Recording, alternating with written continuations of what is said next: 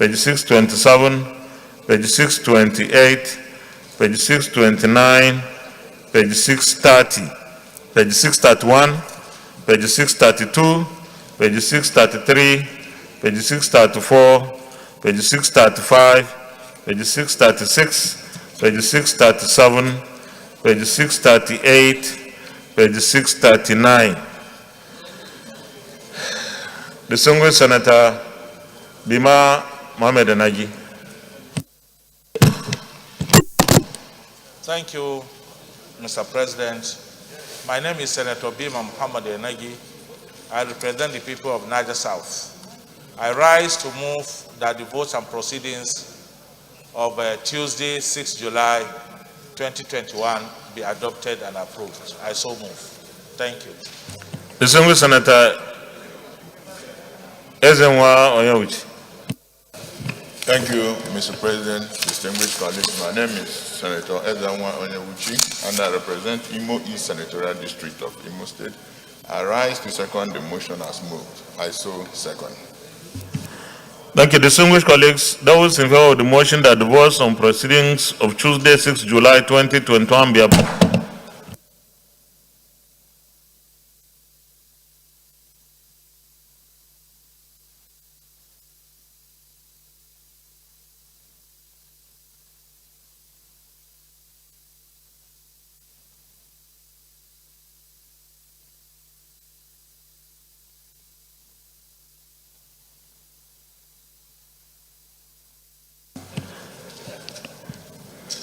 Letter from Deputy President of the Senate. Dear Mr. President, notification of the composition of the South-South Caucus of the 9th Senate. Sincere greetings from the South-South Caucus of the Senate. I write to officially notify the Senate under your leadership of the composition of the caucus of the South-South Senators. Please find below the officials of the caucus. 1.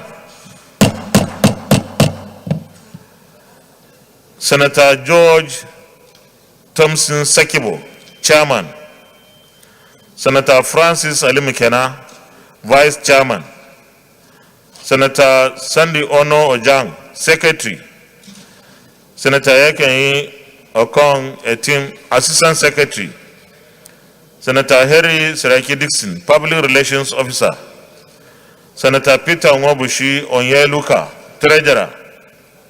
Senator Cleopas Moses Wage. Zwag, is this Zwag or Zwag?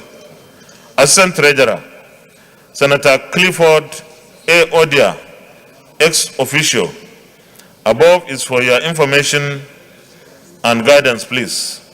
Thank you for your kind understanding, and be assured of the loyalty and commitment of the South-South Caucus to the 9th Senate under your leadership and the National Assembly as a whole. While congratulations to our distinguished colleagues who have been saddled with additional responsibilities, we wish them very successful, productive, and fruitful tenure as they steer the activities of the South-South Caucus of the 9th Senate. Letter from Minority Leader, Office of the Minority Leader. Your Excellency, notice of meeting of the PDP NAS Minority Caucus. There will be a joint meeting of the People's Democratic Party Minority Caucuses, Senate and House today, Wednesday, 7th of July, 2021. Time, 2 p.m. immediately after plenary in brackets. Venue, hearing committee room 1, White House building, NAS. Sign, Senator Eyinaya Abaribi.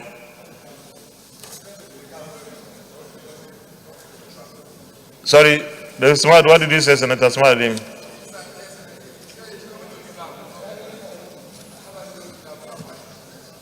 Okay. I won't doubt you. No, not yet, Minority Leader.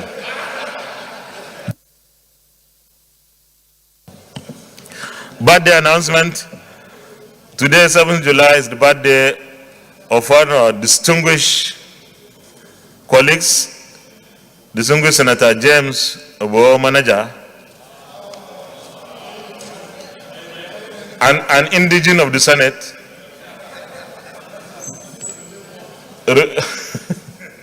On behalf of the Senate, I wish you a very happy birthday. Long life, prosperity, and many more years of service to our fatherland. Congratulations. I could hear the DSP praying that you will remain an indigene. Yeah. Well, at least he's meeting you halfway. No, I didn't. All right, congratulations, Senator James Manager.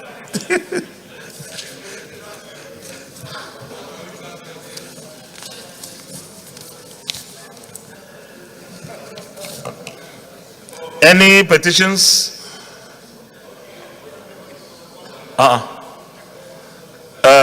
Senator Ayo Akinyelure. Thank you, Mr. President. As usual, good morning. My name remains Senator Ayo Akinyelure, representing Ondo Central. Presentation of petitions not laid but referred to the Committee on Ethics from the Office of the President of the Senate. Senate Committee on Ethics, Privileges and Public Petitions, in line with Order 41.1 and 3, wishes to present to the Senate some petitions yet to be laid from the Office of the President of the Senate, in order to officially place the petition in the public domain through the floor of the Senate, and for the votes and proceedings to capture the approval for referral. Mr. President, distinguished colleagues, please find below a summary of the petition received from the Office of the President of the Senate for ease of reference. 1. Awalu Inusa, as referred to the Senate by Senator Ibrahim Chekarau. Respondent, the Director General of National Research Institute for Chemical Technology, Zaria. A petition against the flagrant breach of public service rules and abuse of office by the Director General of National Research Institute for Chemical Technology, Zaria. 2. Comrade Sebastian Oyemaobi and Comrade Aliyu Isa Ohairi against the head of service of the Federation. Special appeal for intervention against the persistent ignorance and implementation of illegal circulars and practices by the office of the head of service of the Federation to perpetrate injustice and unwarranted disdainful treatment against HND holders in utter violation of laws, policies of government, and public service regulations. 3. Mason A. Nego Esquire against the federal government, NDDC. The need for the federal government to comply with the NDDC Act 2000 as amended in the composition of NDDC board. Number 4, Akpeye Bikin Clement Esquire against the Nigerian Police Force and Mrs. Mba of NAFDAC. Petition against conspiracy to bring false accusation of wholesome, discreditable conduct and abuse of office perpetrated by men of the Nigerian Police Force attached to Adeniji Police Station, Lagos, and Mrs. Mba of NAFDAC at Mobile Road, Badia, Apapa, Lagos. And finally, Mr. President, Chief Abdul Fatai Abdul Salam against the Department of State Service. Ransom attack and murder of Corporal Rauf Fawale by 3 officers of State Security Service of State Command, and attempt by the State Security Service to cover up the atrocity of Defide, Owolo Opoku, and 2 others officers of DSS. Mr. President, distinguished colleagues, to the best of my knowledge, none of the above petitioner is seeking judicial remedy. I therefore move, Mr. President, to seek the indulgence of the Senate to lay the above petitions before the Senate for official referral to the committee for further legislative action. Is any of the petitioners seeking any judicial remedy? None of the petitioners, Mr. President. You may lay the petitions, please.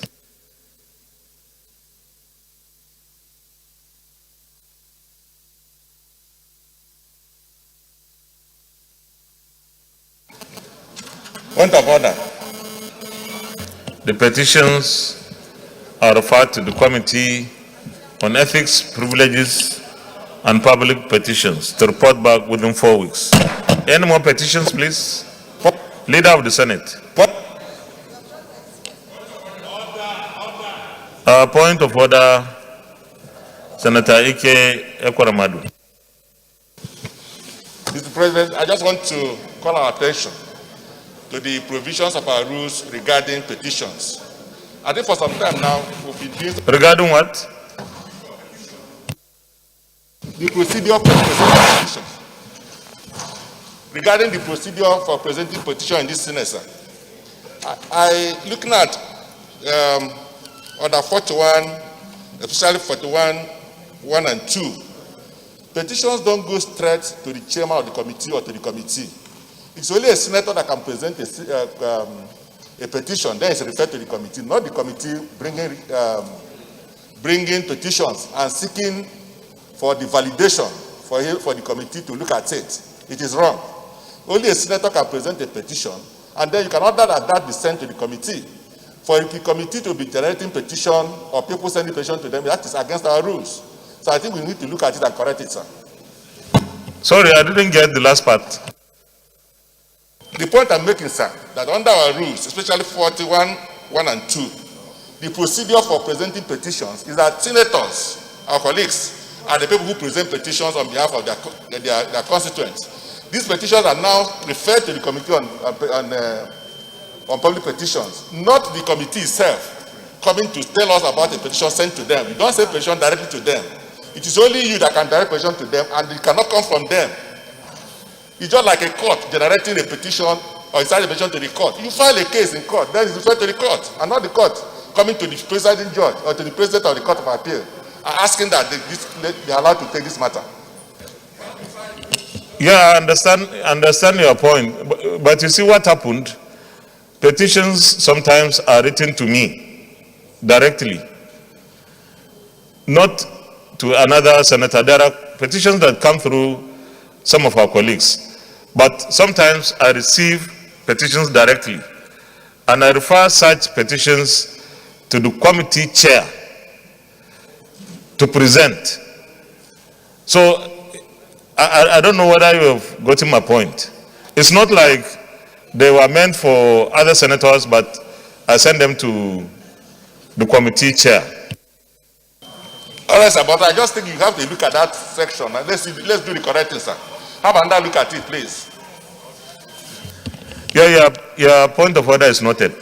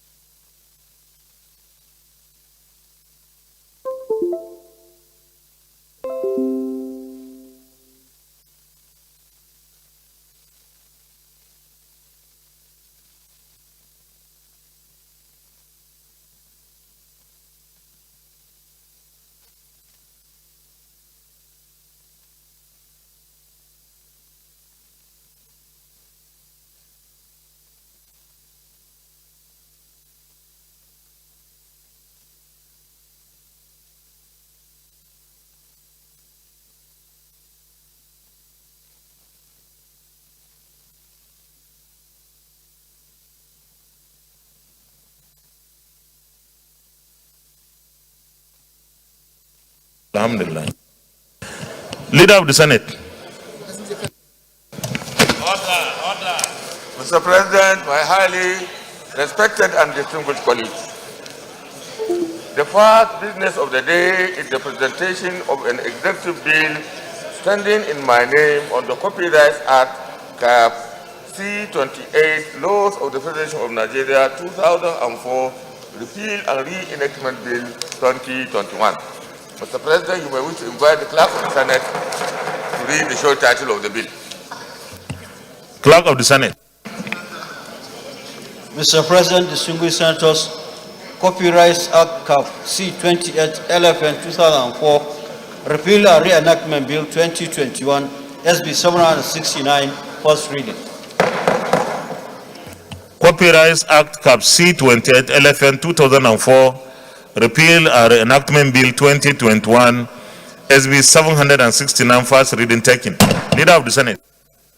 Mr. President, my highly respected and distinguished colleagues, the second business of the day is the presentation of a House bill standing in my name on the Federal University of Agriculture Datinkowa Establishment Bill 2021. Mr. President, you may wish to invite the Clerk of the Senate to read the short title of the bill.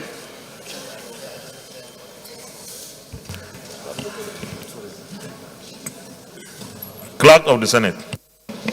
Mr. President, distinguished senators, Federal University of Agriculture Datinkowa Establishment Bill 2021 SB 1652, first reading. Federal University of Agriculture Datinkowa Establishment Bill 2021, HB 1652, first reading taken. Leader of the Senate. Mr. President, my highly respected and distinguished colleagues, the third business of the day is the presentation of a bill standing in the name of distinguished Senator Roches Anao Okorocha on the National Gallery of Arts Act N41, Laws of the Federation of Nigeria 2004 Repeal and Reenactment Bill 2021. Mr. President, you may wish to invite the Clerk of the Senate to read the short title of the bill. Clerk of the Senate. Mr. President, distinguished senators, National Gallery of Arts Act N41 LFN 2004, Repeal and Reenactment Bill 2021, SB 767, first reading. National Gallery of Arts Act Cap N41 LFN 2004, Repeal and Reenactment Bill 2021, SB 767, first reading taken. Leader of the Senate. Mr. President, my highly respected and distinguished colleagues, the fourth business of the day is the presentation of a bill standing in the name of distinguished Senator Ovi Omo Agege and distinguished Senator Michael Opemi Bamidele on the Constitution of the Federal Republic of Nigeria 1999 Alteration Bill 2021. Mr. President, you may wish to invite the Clerk of the Senate to read the short title of the bill. Clerk of the Senate. Mr. President, distinguished senators, Constitution of the Federal Republic of Nigeria 1999 Alteration Bill 2021 SB 771, first reading. Constitution of the Federal Republic of Nigeria 1999 Alteration Bill 2021 SB 771, first reading taken. Leader of the Senate. Mr. President, my highly respected and distinguished colleagues, the fifth business of the day is the presentation of a bill standing in the name of distinguished Senator Kashim Shettima on the Anti-Criminal Gang Bill 2021. On Anti-Criminal Bill 2021. Mr. President, you may wish to invite the Clerk of the Senate to read the short title of it. Clerk of the Senate. Mr. President, distinguished senators, Anti-Criminal Gang Bill 2021 SB 772, first reading. Anti-Criminal Gang Bill 2021 SB 772, first reading taken. Leader of the Senate.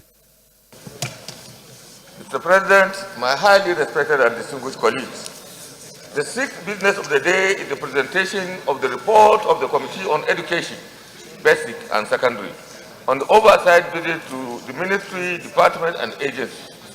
Mr. President, may wish to invite distinguished Senator Alhaji Ibrahim Gaidam, Chairman of the Committee, to move the motion for the Senate to receive the report. It's not in, so the Vice Chair will present, Senator. Distinguished Senator Akoneyaki. Thank you, Mr. President. I'm Senator Akoneyaki, representing Akwa Ibom South Senatorial District, the Vice Chairman of Education Committee on Basic and Secondary, I rise to move that the Senate do receive the report of the Committee on Education, Basic and Secondary on the oversight visit to ministry, departments, and agencies for further action to be laid. I so move.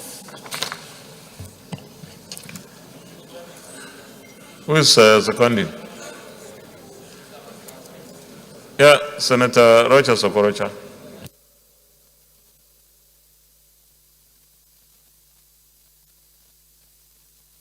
I thought you raised your hand.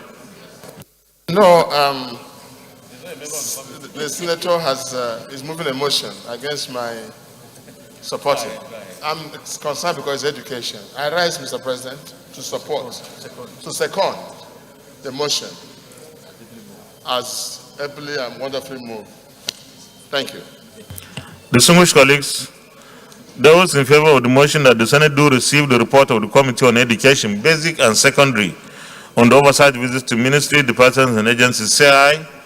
Those against, say nay. The ayes have it. Chair, you please lay the report.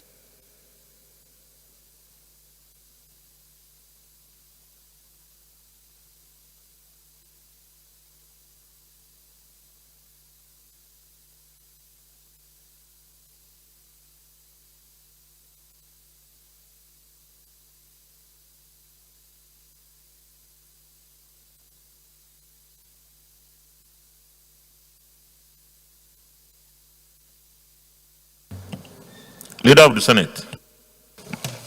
Mr. President, my highly respected and distinguished colleagues, the first order of the day is the consideration of the report of the Committee on Appropriations on the Supplementary Appropriation Bill 2021.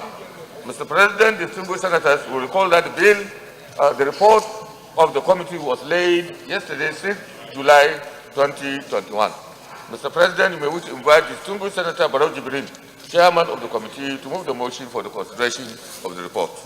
Distinguished Senator Barrow Jibrin, I represent Kano North. Mr. President, I stand to move that this August Senate do consider the report of the Committee on Appropriations on the Supplementary Appropriation Bill 2021 SB 754. Mr. President, I so move.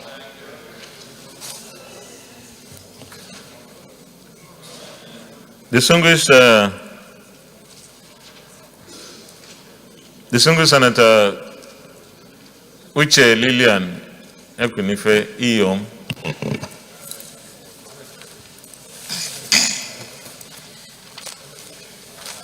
Mr. President, distinguished colleagues, my name is Senator Uche Lilian Ekunife Iyom. I represent Anambra Central and from Anambra State. Mr. President, I rise to second the motion as moved. I so second. Distinguished colleagues, those in favor of the motion that the Senate do consider the report of the Committee on Appropriations on the Supplementary Appropriation Bill 2021, say aye. Those against, say nay. The ayes have it. Chairman, please present the report.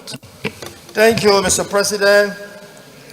This is the report of the Senate Committee on Appropriations on the 2021 Supplementary Appropriation Bill SB 754. Introduction. It is my honor and privilege to present to you the report of the Senate Committee on Appropriations on the 2021 Supplementary Appropriation Bill SB 754. You may recall that the 2021 Supplementary Appropriation Bill in the sum of 895 billion 842 million 465,917 naira only was read the first time on Tuesday, 22nd June 2021, when the President of the Senate read the executive communication from the President, Commander-in-Chief of the Armed Forces of the Federal Republic of Nigeria, His Excellency Muhammad Buhari. The Senate on Wednesday, the 23rd June 2021, debated on the general principles of the bill and referred same to the Appropriations Committee for further legislative action. objective of the bill. Fundamentally, the bill seeks to, among other things, make available funds for the procurement of equipment for the military, procurement and administration of COVID-19 vaccines, and provisions of additional funds for public service wage adjustment to cater for sundry wage-related issues in the health and other sectors. Legislative action. Considering the fact that the committee was mandated to report on the bill on Tuesday, 29 June 2021, the committee requested from the Honorable Minister of Finance, Budget and National Planning the soft and hard copies of the bill. The committee also consulted with the leadership of relevant subcommittees for their views, as well as the Minister of Finance, Budget and National Planning for further clarifications, respectively. Observation. The committee observed that 1, the sum of 45.63 billion of the 83.56 billion required for COVID-19 vaccines program will be sourced through the existing World Bank loan as well as other grants. 2, the balance of 37.93 billion will be sourced from special reserves to levy accounts comprising 1, TSA, foreign currency component, 25 billion, Ministry of Finance Incorporated CHQ, optional, 5 billion, foreign revenue collection, 30 billion. This is 5% wheat flour levy, 15 billion, 5.15 wheat grain levy, 15 billion, NPC stroke NLNG, 40 billion, rollover capital unspent, 5 billion. The balance of 722.40 billion, which is for capital expenditure on procurement of additional equipment for the security and capital supplementation, will be sourced from new borrowing. Recommendation. The Senate Committee on Appropriations considered the contributions of members during debate on the general principles of and the detailed provision of the bill, engaged with the relevant stakeholder, and subsequently harmonized with the House of Representatives Committee on Appropriations. Consequently, the committee, in line with the harmonized position with its House of Representatives counterpart, is recommending funding stroke an upward review of the funding of some security agencies that were grossly underfunded or not funded in the supplementary appropriation bill, like the Nigerian Navy, the Ministry of Police Affairs, Defense Intelligence Agency, Department of State Security Services, and Economic and Financial Crimes Commission. In line with the foregoing, the balance of 802.1 billion, which is for capital expenditure on procurement of additional equipment for the security and capital supplementation, will be sought from new borrowing. The committee hereby recommends as follows: the authorization of issuance from the Consolidated Revenue Fund of the Federation, the aggregate sum of 982 billion 729 million 695,343 naira only, of which 123 billion 332 million 174,164 naira only is for recurrent non-debt expenditure, while the sum of 859 billion 397 million 521,179 naira only is for contribution to the development fund for capital expenditure for the year ending on the 31st December 2021. Conclusion. On behalf of the Appropriation Committee, I wish to respectfully thank the Senate President and the entire leadership of the Senate, and indeed the entire distinguished senators, for the support given to the committee. I also appreciate the chairman of relevant subcommittees for their cooperation and understanding in the processing of this bill. Mr. President, I submit. Any comments? Leader of the Senate, go to Committee of the Whole. I rise to a motion for this distinguished Senate to resolve in the Committee of Supply to consider this report. I so move. Honorable Leader, Committee of Supply. Thank you, Mr. President. I so second.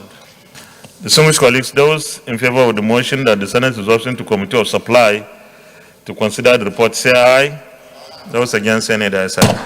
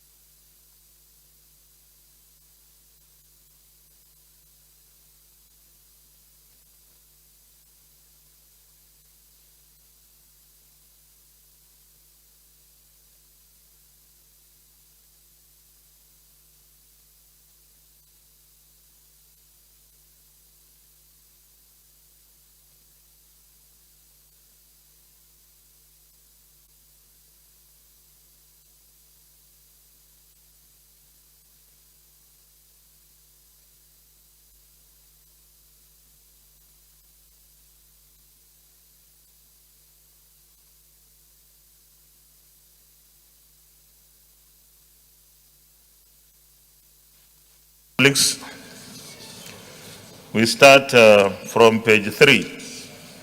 We start with schedules. Schedule Part A.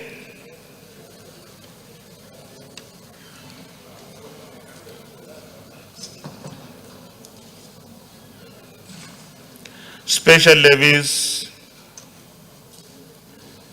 stroke accounts, transfers to CRF, CDF, special levies, special accounts, total special levies, stroke accounts, 135 billion naira. Those in favor that this schedule remains part of the bill, say aye. Those against, say nay. The ayes have it. Part B. Aid and grants and restructured loans. Aid and grants, your foreign aid, stroke grant in cash, restructured existing loans, total aid and grants and restructured loans amounts 45 billion 627 million 660,000 naira only. Those in favor that this stands part of the schedule, say aye. Those against, say nay. The ayes have it. Part C, recurrent non-debt expenditure. Ministry of Police Affairs, Headquarters, Police Formations and Commands, Ministry of Defense, Defense Headquarters, Nigerian Army, Nigerian Navy, Nigerian Air Force, Office of the National Security Advisor, National Intelligence Agency, service-wide votes, public service wage adjustment. Total current non-debt 123 billion 332 million 174,164 naira only. Those in favor that this stands part of the schedule, say aye. Comments? You are supposed to vote, not comment. But you can say what you want to say, distinguished. Mr. President, my name is Senator Ekunifeyom, representing Anambra Central. Mr. President, my comment is on the recurrent expenditure. Mr. President, if I take you to page 1 of the recurrent page, you're there now. This is aggregate of what you have here. You have not passed it. Yes, I'm commenting on that. That is why I'm referring you to the monitoring and evaluation, which forms part of what we are going to pass now. I'm taking you to page 1 of the supplementary budget proposal. It's aggregate of what we have here, you have on this page. If we pass here, we're not going to come to this one anymore. I just want to bring your attention to it. Okay. We are coming back to the clauses. We start with the schedules. It's the process, it's the procedure. So those in favor of the total recurrent non-debt. No, I think we have passed that. Part D, capital expenditure. Part D, let me put the total recurrent again. Ministry of Police Affairs, Headquarters, Police Formations and Commands, Ministry of Defense, Defense Headquarters, Nigerian Army, Nigerian Navy, Nigerian Air Force, Office of the National Security Advisor, National Intelligence Agency, Service-wide was Public Service Wage Adjustment. Total recurrent non-debt, 123,332,174,164 naira. Those in favor that this remains part of the schedule, say aye.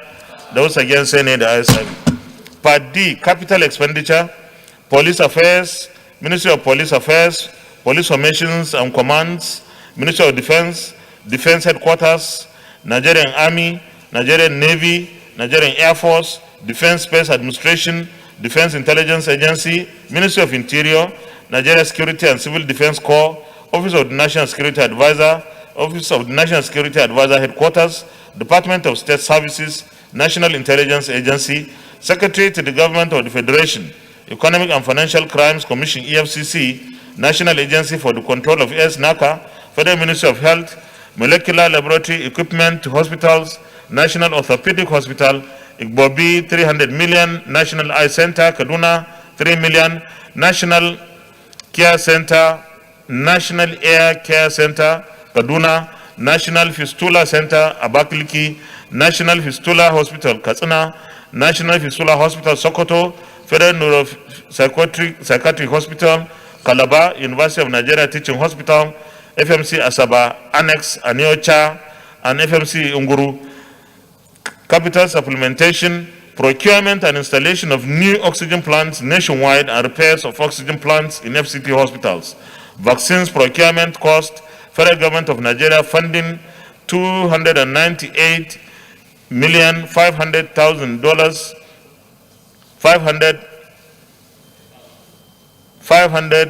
298,000, is it thousand? The way it's written here, a zero is missing. 1 0 is missing. $298,500,000 or 29.85 million. That should be, Chairman, this 29.85 million, is it in dollars? Okay, this is total number of vaccines, doses. Okay, 29.85 million J&G vaccines under a VAT 45% plus 10% markup. Total capital expenditure amounts to 859,397,521,179 naira only. Those in favor that this stands part of the schedule, say aye. Those against, say nay. The ayes have it.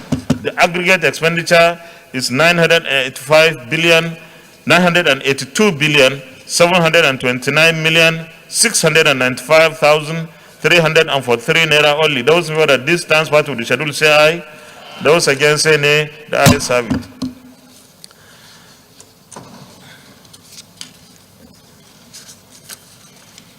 Then we go to the clauses.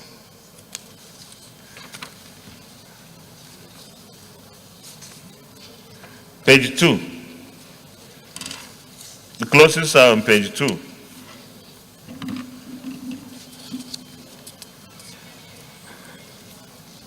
page 2.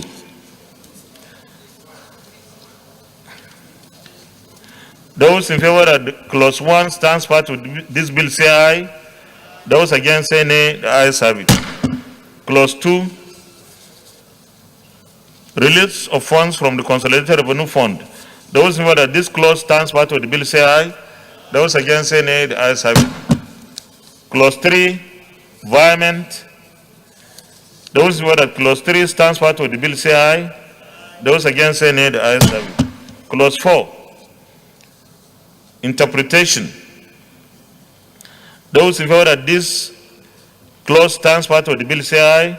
Those against say nay. The ayes have it. The short title. Those in favor that the short title stands part of the bill say aye. Those against say nay. The ayes have it. The explanatory memorandum on page 6. Explanatory memorandum on page 6. Those in favor that this clause stands part of the bill say aye. Those against say nay. The ayes have it. And of course, the long title, which is on page 1. The long title is on page 1. Those in favor that the long title stands part of the bill say aye. Those against say nay. The ayes have it. Leader of the Senate. Mr. President, I rise to move a motion for the chair to report progress. I so move. Minority Leader. Thank you, Mr. President. I so second. Distinguished colleagues, those in favor that the Senate reverse to plenary for the chair to report progress say aye. Those against say nay. The ayes have it.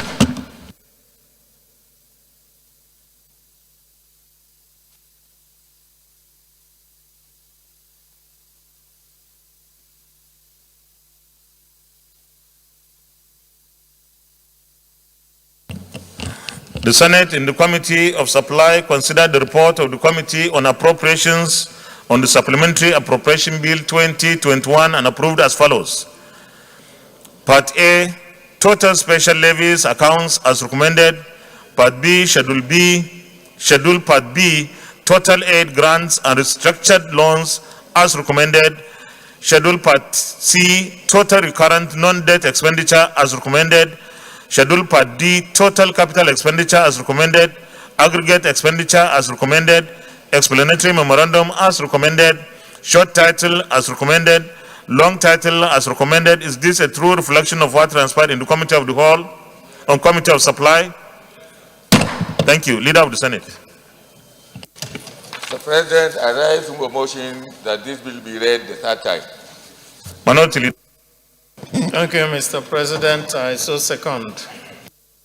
Distinguished colleagues, those in favor of the motion that this Supplementary Appropriation Bill 2021 be now read the third time say aye. Those against say nay. The ayes have it. Clerk of the Senate. Mr. President, distinguished senators, a bill for an act authorized the issue from the Consolidated Revenue Fund of the Federation of the total sum of 895,842,465,917 naira only, of which 173,445,506,664 naira only is for recurrent non-debt expenditure, while the sum of 722,396,955,99,253 naira only is for contribution to the Development Fund for capital expenditure for the year ending on the 31st day of December 2021, SB 754, third reading. A bill for an act to authorize the issue from the Consolidated Revenue Fund of the Federation the total sum of 895,465,917 naira only, of which 173,445,506,664 naira only is for recurrent non-debt expenditure, while the sum of 722,396,959,253 naira only is for contribution to the Development Fund for Capital Expenditure for the year ending on the 31st day of December 2021. Third reading taken and the bill is passed. Well, congratulations, but this is only one step of the entire process. Our committees on security agencies particularly, and the committees on health-related MDS. This budget, this supplementary budget, is targeted at addressing the security challenges in this country, and of course, the procurement, administration, and management of the COVID-19 vaccines. We expect our committees, the relevant committees, to be stiff, to be alive to their responsibilities for oversighting on how these funds will be deployed prudently. It is very important that we have a review of the application of these funds before we pass the 2022 appropriation bill. But this is a very necessary intervention by this National Assembly, particularly the Senate and indeed the administration in the country here, that this is necessary for us to do. And we should continue with funding of our security agencies in 2022 appropriation bill, because we have to overcome the security challenges our country faces. Thank you very much. Leader of the Senate. Mr. President, my highly respected and distinguished colleagues, the second order of the day is the presentation of 4.3 trillion, that is about 6.183 billion US dollars in the 1921 Appropriation Act through the issuance of Eurobond in international capital market. The two senators will recall that the budget of Mr. President Commander-in-Chief was referred to the committee on Tuesday, 1st June 2021. Mr. President, you may wish to invite distinguished Senator Clifford Odia to move the motion to receive and consider this. Distinguished Senator Clifford Odia, Edo Central. Thank you very much, Mr. President, my very distinguished colleagues. I am Senator Clifford Odia. I represent Edo Central Senatorial District. I rise, Mr. President, to move the motion that the Senate do receive and consider the report of the Committee on Local and Foreign Debt on the request for a resolution authorizing the implementation of the external borrowing of 2.343 trillion, about $6.183 billion in the 2020 appropriation Act through the issuance of Eurobond in the international capital market. I so move, Mr. President. I need a seconder. Distinguished Senator Bima Mohamed Enagi. Thank you, Mr. President. My name is Senator Bima Muhammad Enagi. I represent the people of Niger South from Niger State. I rise to second the motion that the Senate do receive and consider the report of the committee, of the Senate Committee on Local and Foreign Debts. I so second. On the request for a resolution authorizing the implementation of the external borrowing of 2.343 trillion, about 6.183 billion US dollars in the 2021 Appropriation Act through the issuance of Eurobond in the international capital market. Say aye.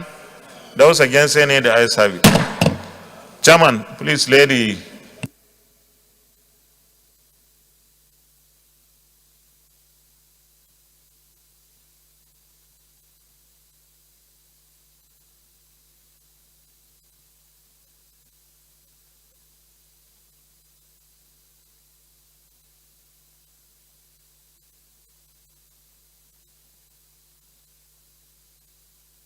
You may present the report, please.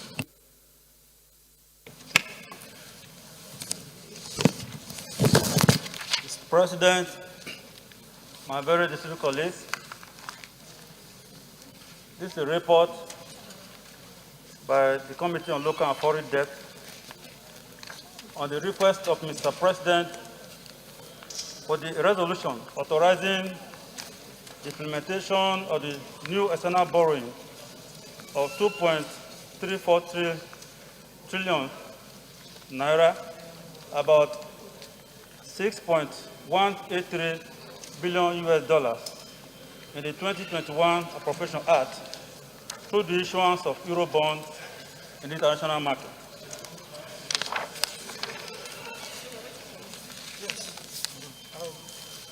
The President of the Senate, Federal Republic of Nigeria, at this 16 on Tuesday, 1st June 2021, read a communication dated 6th May 2021 from the President, Commander-in-Chief of the Armed Forces, implementation of the new external borrowing by raising the sum of $942,848 naira, about 6.183 international capital market. The President's request is for authorization to raise $3 billion, but not more than $6.183 billion, being the U.S. equivalent of the above naira sum at 379 naira per dollar from three sources, namely multilateral, bilateral, and also from international capital market, ICM, through the issuance of Eurobond. The request is in consonance with the provision of Sections 21(1) and 27(1) of the Debt Management Office Establishment Act, etc., 2003, and also with the provision of Section 41(2) of the Fiscal Responsibility Act, 2007, mandate of the committee. The committee was mandated by the Senate to consider the request of Mr. President of the Federal Republic of Nigeria, item number 330. Methodology. The task before the committee was to undertake a thorough screening of the terms and conditions of the loan from the international capital market, multilateral and bilateral institutions. The proposed terms and conditions attached to the new borrowing in the 2021 Appropriation Act from development agencies, providing the fund was used as a major tool for the committee in considering the request of Mr. President of the Federal Republic of Nigeria. In the course of our assignment, the committee invited the following government functionaries. 1, Honorable Minister of Finance, Budget and National Planning. 2, reference to working documents. The following reference to working documents were relied upon by the committee in the course of its assignment. 1, communication from Mr. President together with the attack terms and conditions of the proposed loan. 2, Fiscal Responsibility Act 2007. 3, the Debt Management Office Act 2003. 4, document from Debt Management Office. 5, document from Ministry of Finance, Budget and National Planning. And document from bank. The committee knows with utmost importance genuine and serious concerns of Nigerians about the level of sustainability and servicing of our external borrowing. 2, the committee also knows that due to shortfall in our annual revenue in relation to our needs for rapid infrastructure and human capital development, we have had to pass deficit budget every year, requiring us to borrow to finance the deficit in our budget. 3, the new borrowing is calculated at exchange rate of USD 379 per dollar, raised from monthly. 4, the committee observed that proceeds of the $6.138 billion will be used to fund various special capital budgets, namely power, transportation, agriculture and rural development, education, health, provision of counterpart funding for multilateral and bilateral projects, defense, and water resources. 5, the committee on Nigeria's Eurobond in international capital market as at 30th March 2021. The committee knows that the final terms and conditions, interest rate, tenors, in the case of Eurobond, can only be determined at a point of issuance of the bond in international capital market and will be subject to market conditions prevailing at the time of issuance. 7. The committee further notes that the primary listing of the bond would be on London Stock Exchange, while the secondary listing would be on the Nigeria Stock Exchange and the financial market dealers' quotations and the Security Exchange. 8.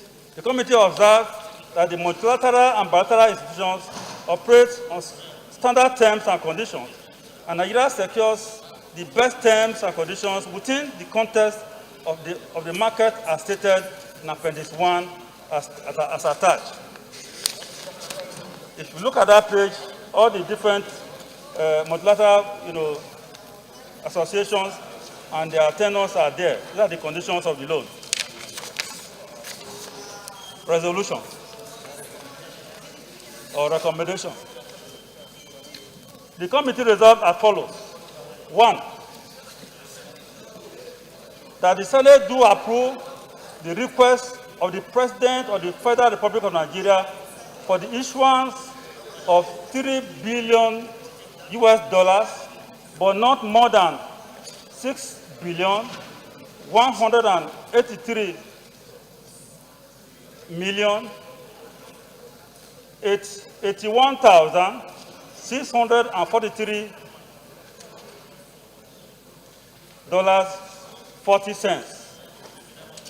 Euro bond in international capital market for the implementation of the new external borrowing of $2,343,383,942,848 naira for the financing of part of the deficit authorized in the 2021 Appropriation Act. 2, that the Senate do approve that the amount authorized above may be raised from multiple sources, such as the international capital market and any other multilateral or bilateral sources as may be available. 3, that the Senate direct the Minister of Finance, Budget and National Planning, the Director General of Debt Management Office, and the Governor of Central Bank of Nigeria to submit to the National Assembly within 10 working days, excluding the day of close of trading, a letter containing the United States dollars amount.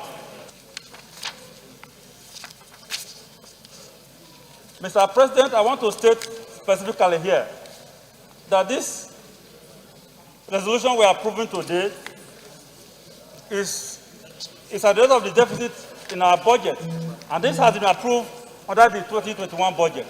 So it's not a new borrow to express gratitude to the President of the Senate, the principal officers, and the entire members of the Senate for the opportunity to serve in this capacity.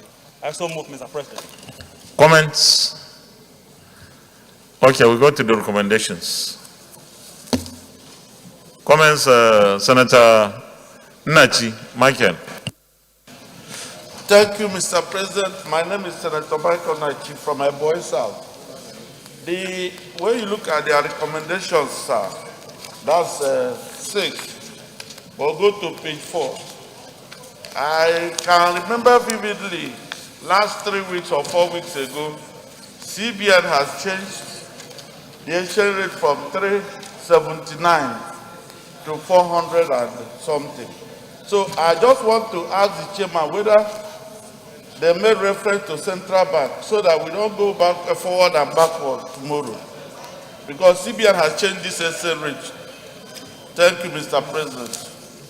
Chairman, take note. Senator Adi Young.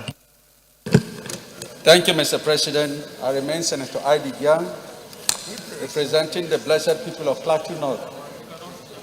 Under the recommendation in page 6, the Naira value of is stated only in figures. As it goes into our record, it will be necessary for these figures to be reflected in words. Very important. Thank you. Chairman, you respond to the issue raised by Senator Michael Inachi, please, regarding the CBN recent review. Mr. President, like we said, at the time that this project was prepared, that was the rate that was used. And we cannot at this time change it. That's why we gave a proviso that, let's say, if you look at the recommendation, the resolution that we are passing on number 3, we're asking that once all the transactions are concluded, and that they should... All right, distinguished colleagues, we go to the resolutions or recommendations. On page 6, recommendation 1, that the Senate do approve the request of the President of the Federal Republic of Nigeria for the issuance of $3 billion, but not more than $6,183 billion and 81,643 US dollars and 40 cents Eurobond in the international capital market for the implementation of the new external borrowing of $2,343,387,942,848 naira only for the financing of part of the deficit authorized in the 2021 Appropriation Act. Those in favor say aye. Those against say nay. The ayes have it. Secretariat, please take note of the point raised by ID Gian, Senator ID Gian. You need to also capture these figures in words like the previous ones. Recommendation 2, that the Senate do approve that the amount authorized above may be raised from multiple sources such as the international capital market and any other multilateral or bilateral sources as may be available. Those in favor of this recommendation say aye. Planning, the Director General of the Debt Management Office and the Governor of the Central Bank of Nigeria to submit to the National Assembly within 10 working days, excluding the day of close of trading, a letter containing the United States dollars amount so raised and received as a result of the above approval together with applicable exchange rate. Those in favor of this recommendation say aye. Those against say nay. The ayes have it. Thank you very much, distinguished colleagues. Let me commend our committee for this thorough job, but I also want to echo what the chairman said in his presentation, our chairman of local and foreign debt, that this is not a new loan to provide the resolutions, the necessary resolutions that will enable the government to go and borrow. Thank you very much, distinguished colleagues, and I want to also advise the executive arm of government that any cent, every cent counts. Our committees should be alive and alert on how the funds that will be borrowed will be put to use. No frivolous expenditures should be entertained. I imagine that everybody in the trust of public funds, especially these loans, will be as prudent and as economical as possible. Thank you very much. Leader of the Senate. Mr. President, my highly respected and distinguished colleagues, Mr. President, with your permission, and they are dealing with the same issue. The third order of the day is the report of the Committee on Tertiary Institutions and Test Fund on the University of Maritime Studies Oron Establishment Bill. And the fourth order is the presentation and consideration of the report of the Committee on Tertiary Education and Test Fund on the Institute of Information and Communication Technology Ogoja Establishment Bill. The third order of the day, the Oron thing was referred to the Committee on Thursday 6. It's a bit noisy, but you can give Senator Utazi a permanent seat on that side.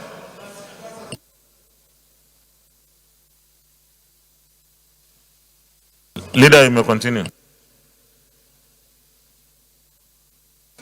Referred to the Committee on 10. Distinguished Senator Ahmed Babaketa, which invite Professor Senator Sandy Ono to present a motion for the presentation and consideration of the two reports. I so submit. Distinguished Senator Sandy Ono. Thank you, Mr. President, distinguished colleagues. Institutions and third fund on the University of Maritime Studies Oron Establishment Bill 2021 SB 265. In the same vein, I rise, Mr. President, to move that the Senate do receive and consider the report of the Committee on Tertiary Institutions and third phone on the Institute of Information and Communication Technology, Ogoja, Establishment Bill 2021 SB 621. I so move, Mr. President. Distinguished Senator Binos Yarododa. Thank you, Mr. President. Binos Dauda Yaro, representing Adamawa South. I rise to second the motion as moved by the Deputy Chair of the Tertiary Institutions and Third Fund that the report be laid and Third Fund on the University of Mother 1, 2, and then you lay them together. No, you can take the other one so that you come only once. Oh, you have read the two. Okay, let me put the second question. Distinguished colleagues, those in favor of the motion that the Senate do receive and consider the report of the Committee on Tertiary Institutions, those against say nay, the ayes have it. You may lay the two reports, Chairman.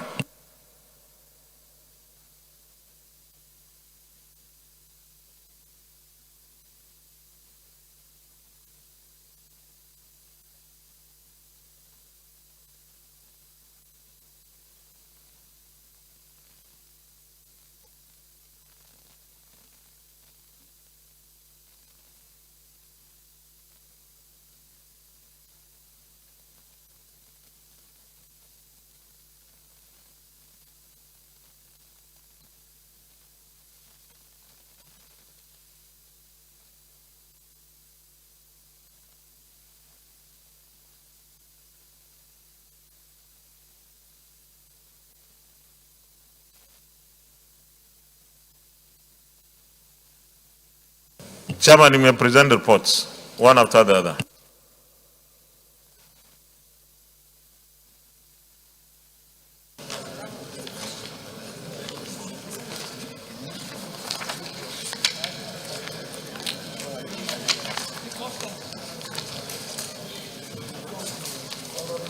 Mr. President, we'll begin with the Maritime University, Oron, and we'll go straight to findings.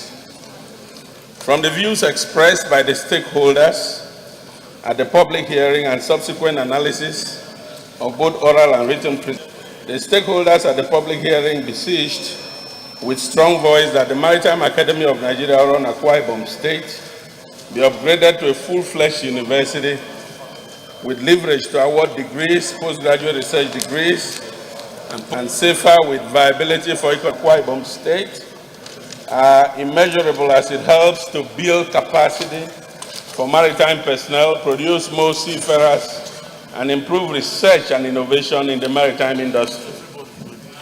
Similarly, upgrading Maritime Academy to a full-fledged university provides assurance and guarantees Nigerian business community to heavily invest in maritime, as most investments in that Nigeria lacks university being to graduates in maritime studies, professionals and specialists to handle and manage the complexities in the maritime industry. Finally, the upgrade of the Maritime Academy of Nigeria, Oron, to a degree awarding university will stimulate educational, technological, and economic needs and evolve more opportunities in maritime industry and allied sectors of the Nigerian economy for the benefit of the host communities, the South-South geopolitical zone, and Nigeria as a whole. Recommendations, Mr. President. Senate Committee on Tertiary Institutions and Third Fund, having carefully considered the bill, hereby recommends as of the Federation of Nigeria 2004 and established University of Maritime Studies, Oron, and for other matters connected therewith 2021 SB 265 as recommended. Conclusion. In conclusion, I wish to use this opportunity to thank the President of the Senate and highly respected distinguished colleagues for the opportunity to serve in this capacity and to humbly request the Senate to pass the bill. I so move, Mr. President. I would go to the next report. Use your mic, please. Thank you, Mr. President. From the views expressed by the stakeholders at the public hearing and subsequent analysis of both oral and written presentations, the committee hereby makes the following findings. Establishing the Institute of Information and Communication Technology in Ogoja Cross River State will provide tremendous benefits as it offers graduates grounded knowledge in systems analysis, testing and designs, in virtual healthcare application, electronic health record, and telemedicine software and hardware development, and web application designs in promotion of cutting-edge research, as well as a hub for escalating technological know-how, research and learning that will encompass multidisciplinary approaches in acquisition of knowledge. The establishment of the Institute of Information and Communication Technology of Ogoja, the field and show their talents with opportunities of instantaneous access to data for informed decisions on socio-economic fundamentals, ensuring sustainable development. 3, the knowledge and skills that will be acquired by the products of the envisaged ICT Institute will certainly go a long way in expanding and deepening the horizon of the students in information and technological advancement and acquisition of emerging techniques in ICT, while contributing to national integration and social progress of the young people of this country in so many ways. Hence, the need for the Senate to consider and approve this legislative proposal for the benefit of humanity. Recommendation. The Senate Committee on Tertiary Institutions and TED Fund, having carefully considered the bill, hereby recommends as follows.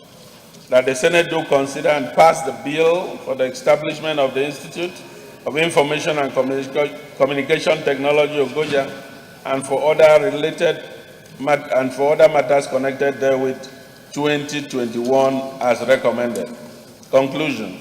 I wish to use this opportunity to thank the President of the Senate and distinguished colleagues for the opportunity to serve in this capacity and to humbly request the Senate to pass this bill. I so move, Mr. President. Thank you very much, distinguished Professor Chairman. Distinguished colleagues, any comments? Leader of the Senate, Committee of the Whole.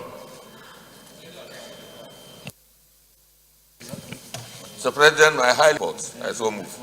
Distinguished colleagues, those in favor of the motion. Minority Leader.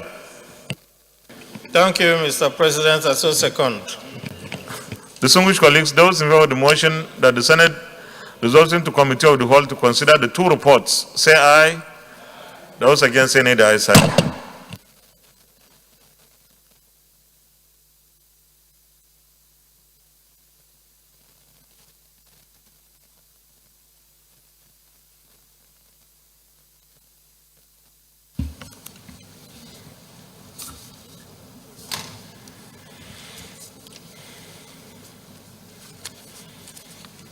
We take the first report, Establishment of University of Maritime Studies, ORON. We start from page 1, and because this is a standard report on how to establish institutions, it's not very controversial. So those in favor that clauses 1, 2, 3, 4, 5 stand part of the bill, say aye. Those against, say nay. The ayes have it. Clauses 6, 7, 8, 9, clause 11, clause 12, clause 13, clause 14, and clause 15. Those in favor that those clauses stand part of the bill, say aye. Those against, say nay. The ayes have it. Clause 16 is on page 19, the visitor. Clause 17, removal of certain members of council. Clause 18, clause 19, and clause 20, discipline of students. Those in favor that those clauses stand part of the bill, say aye. Those against, say nay. The ayes have it. Clause 21 on page 26, clause 22, Clause 23, Clause 24, quorum, and Clause 25, appointment of committees. Those in favor that those clauses stand part of the bill say aye. Those against say nay, the ayes have it. Clause 26, Clause 27, Clause 28, Clause 29, and Clause 30. Those in favor that those clauses stand part of the bill say aye. Those against say nay, the ayes have it. Clause 31, those in favor that the clause stands part of the bill say aye. Those against say nay, the ayes have it. The interpretation on page 31, those in favor that the interpretation stands part of the bill say aye. Those against say nay, the ayes have it. The short title on page 33, those in favor that the short title stands part of the bill say aye. Those against say nay, the ayes have it. Schedules 1, 2, and 3, those in favor that those schedules stand part of the bill say aye. Those against say nay, the ayes have it. The explanatory memorandum, those in favor that the explanatory memorandum on page 53 stand part of the bill say aye. Those against say nay, the ayes have it. The long title, those in favor that the long title stands part of the bill say aye. Those against say nay, the ayes have it. We go to the second report on the establishment of Institute of Information and Communication Technology, Ogoja.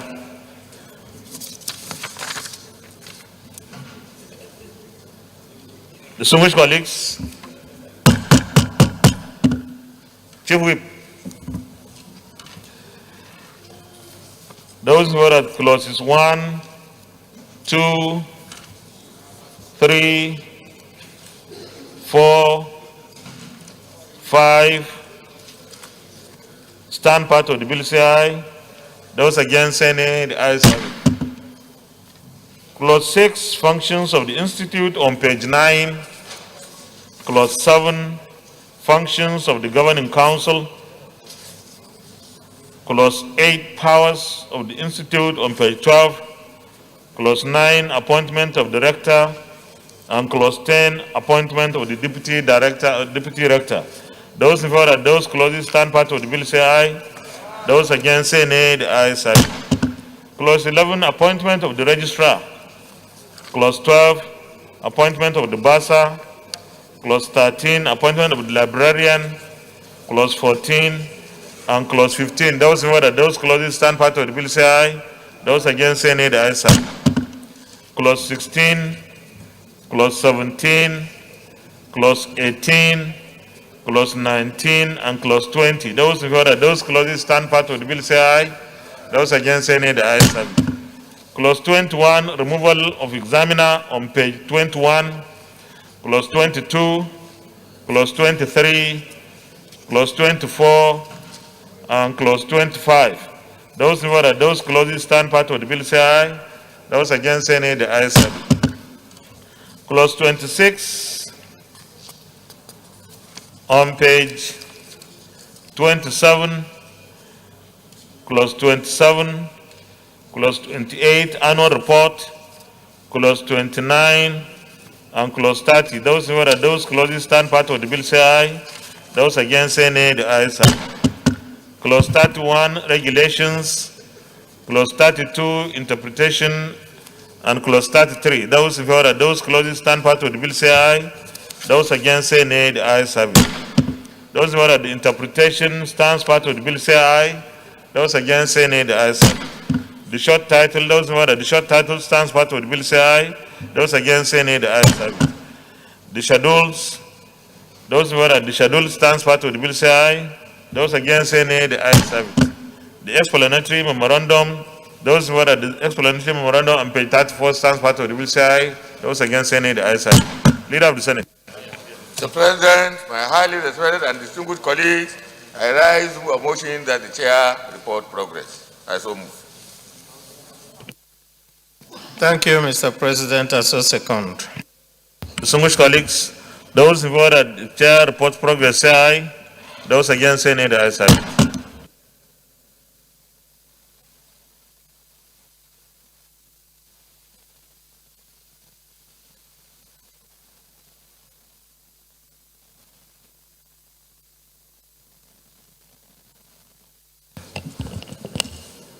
The Senate, in the Committee of the Whole, considered the report of the Committee on Tertiary Institutions and Ted Fund on the University of Maritime Studies Oron Establishment Bill 2021 and approved as follows.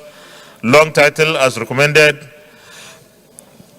Clauses 1 to 29 as recommended. The interpretation as recommended. Short title as recommended. Schedules 1, 2, and 3 as recommended. Explanatory memorandum as recommended. Is this a true reflection of what transpired in the Committee of the Whole? Thank you. The Senate also, in the Committee of the Whole, considered the report of the Committee on Tertiary Institutions and Ted Fund on the Institute of Information and Communication Technology, Ogoja Establishment Bill 2021 and approved as follows. Long title as recommended. Clauses 1 to 31 as recommended. Interpretation as recommended. Short title as recommended. Schedule as recommended. Explanatory memorandum as recommended. Is this a true reflection of what transpired in the Committee of the Whole? Thank you. Leader of the Senate. Mr. President, I rise to move a motion that these two bills be read the third time. I so move. Minority Leader. Thank you, Mr. President. I so second. Distinguished colleagues, those in favor that the two bills be now read the third time, say aye. Those against, say nay. The ayes have it. Clerk of the Senate. Mr. President, distinguished senators, a bill for an act to repeal the Maritime Academy of Nigeria Act Cap M3 Laws of the Federation of Nigeria 2004 and to establish the University of Maritime Studies Oron and for related matters 2021 SB 265 third reading. Mr. President, distinguished senators, a bill for an act to provide for the establishment of the Institute of Information and Communication Technology Ogoja and for other matters connected there with 2021 SB 621 third reading. A bill for an act to repeal the Maritime Academy of Nigeria Act Cap M3 Laws of the Federation of Nigeria 2004 and to establish the University of Maritime Studies Oron and for related matters 2021 third reading taken and the bill is passed. A bill for an act to provide for the establishment of the Institute of Information and Communication Technology Ogoja and for other matters connected there with 2021 third reading taken and the bill is also passed. Congratulations and Leader of the Senate. Mr. President, my highly respected and distinguished colleagues, the fifth order of the day is the presentation and consideration of the report of the Committee on Health, Secondary and Tertiary on the Psychiatric Hospital Act No. 92, 1979, Amendment Bill 2021. Distinguished Senator will recall that the bill was referred to the committee on Wednesday, 21st April 2021. Mr. President, you may wish to invite distinguished Senator Ibrahim Yahya Oloregbe, Chairman of the Committee on Health, to move the motion for the presentation and consideration of the report. Distinguished Senator Yahya Ibrahim Oloregbe, Kwara Central. Your Excellency, distinguished colleagues, I rise to move that the Senate do receive and consider the report of the Committee on Health, Secondary and Tertiary on the Psychiatric Hospital Act Amendment Bill 2021, SB 376. I so move, Mr. President.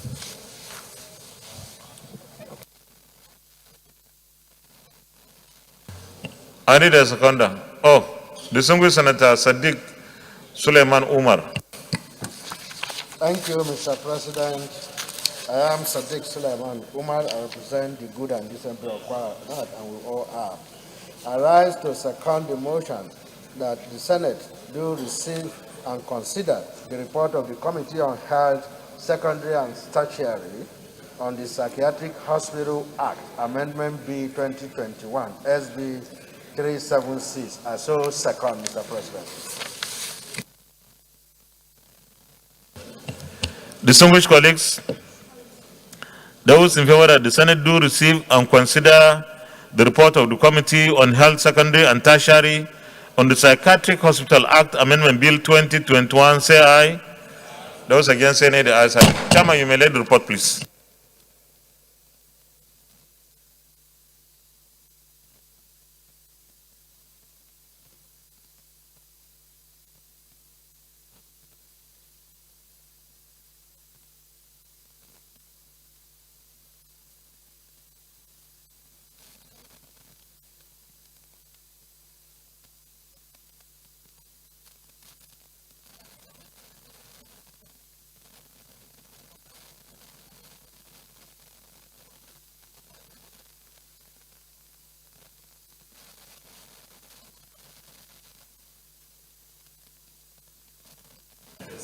Chairman, you may present the report now. Thank you, Mr. President. This report of the Committee on Health, Secondary and Tertiary on a bill for an act to amend the Psychiatric Hospital Management Board Act, Cap P34, Laws of Federation of Nigeria, 2024, to establish the Federal Psychiatric Hospital, Budo-Egba, Kwara State, provide the legal framework for the established psychiatric hospital, facilitate the training of specialist personnel at all levels, and for related matters. Mr. President, the Senate, at its sitting on 24th April 2021, read for the second time the bill for an act to amend the Psychiatric Hospital Management Act, Cap P34, Laws of Federation of Nigeria, 2004, to establish the Federal Psychiatric Hospital in Budo-Egba, Kwara State, provide a legal framework for the established psychiatric hospital previously, facilitate the training of specialist personnel at all levels, and for related matters, and refer same to the Committee on Health for further review action. The bill was sponsored by my humble self.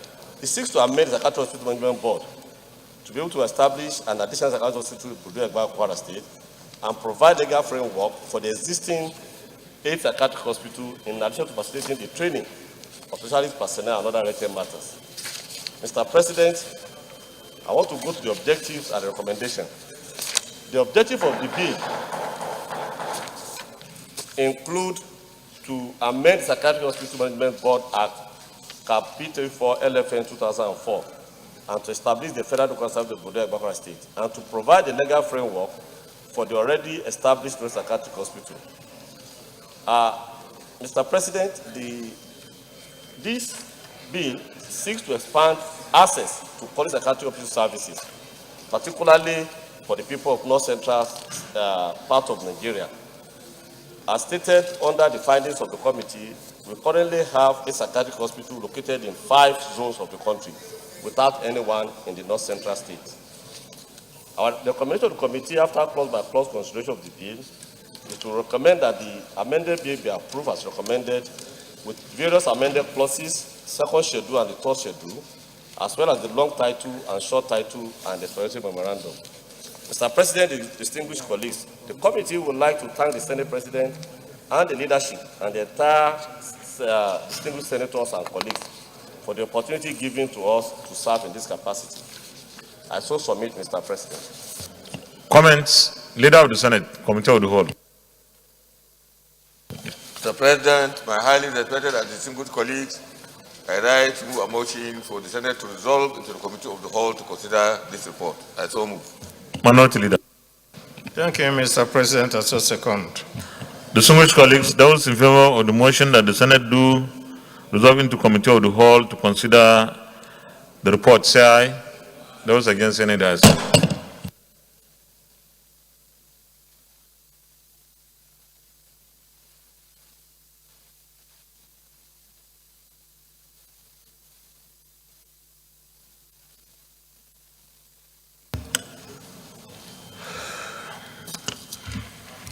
Distinguished colleagues, this bill has 20 clauses.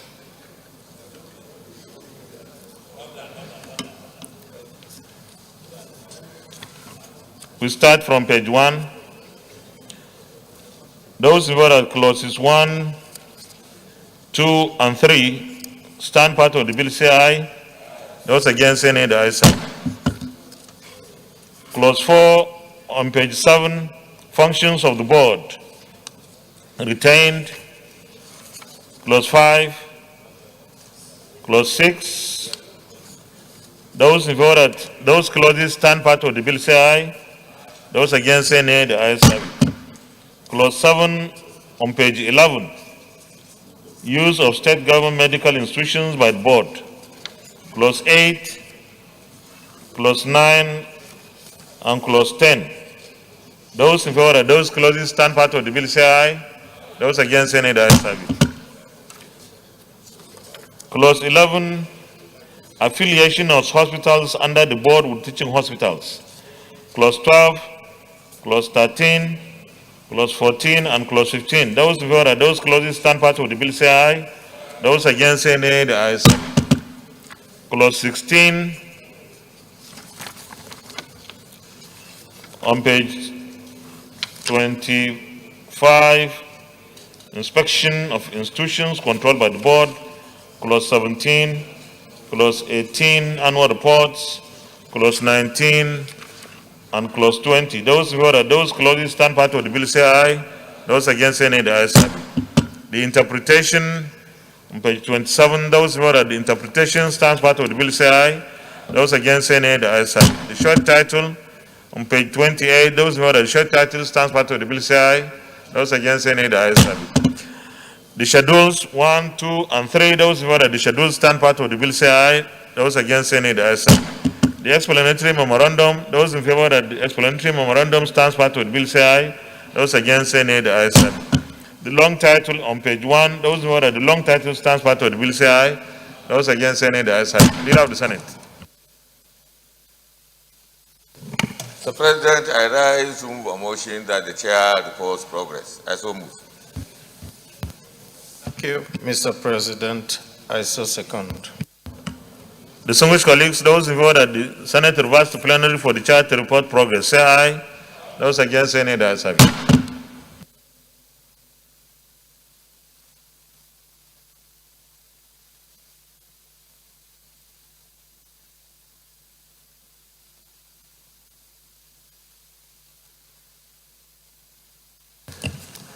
The Senate, in the Committee of the Whole, considered the report of the Committee on Health, Secondary and Tertiary on the Psychiatric Hospital Act Amendment Bill 2021 and approved as follows.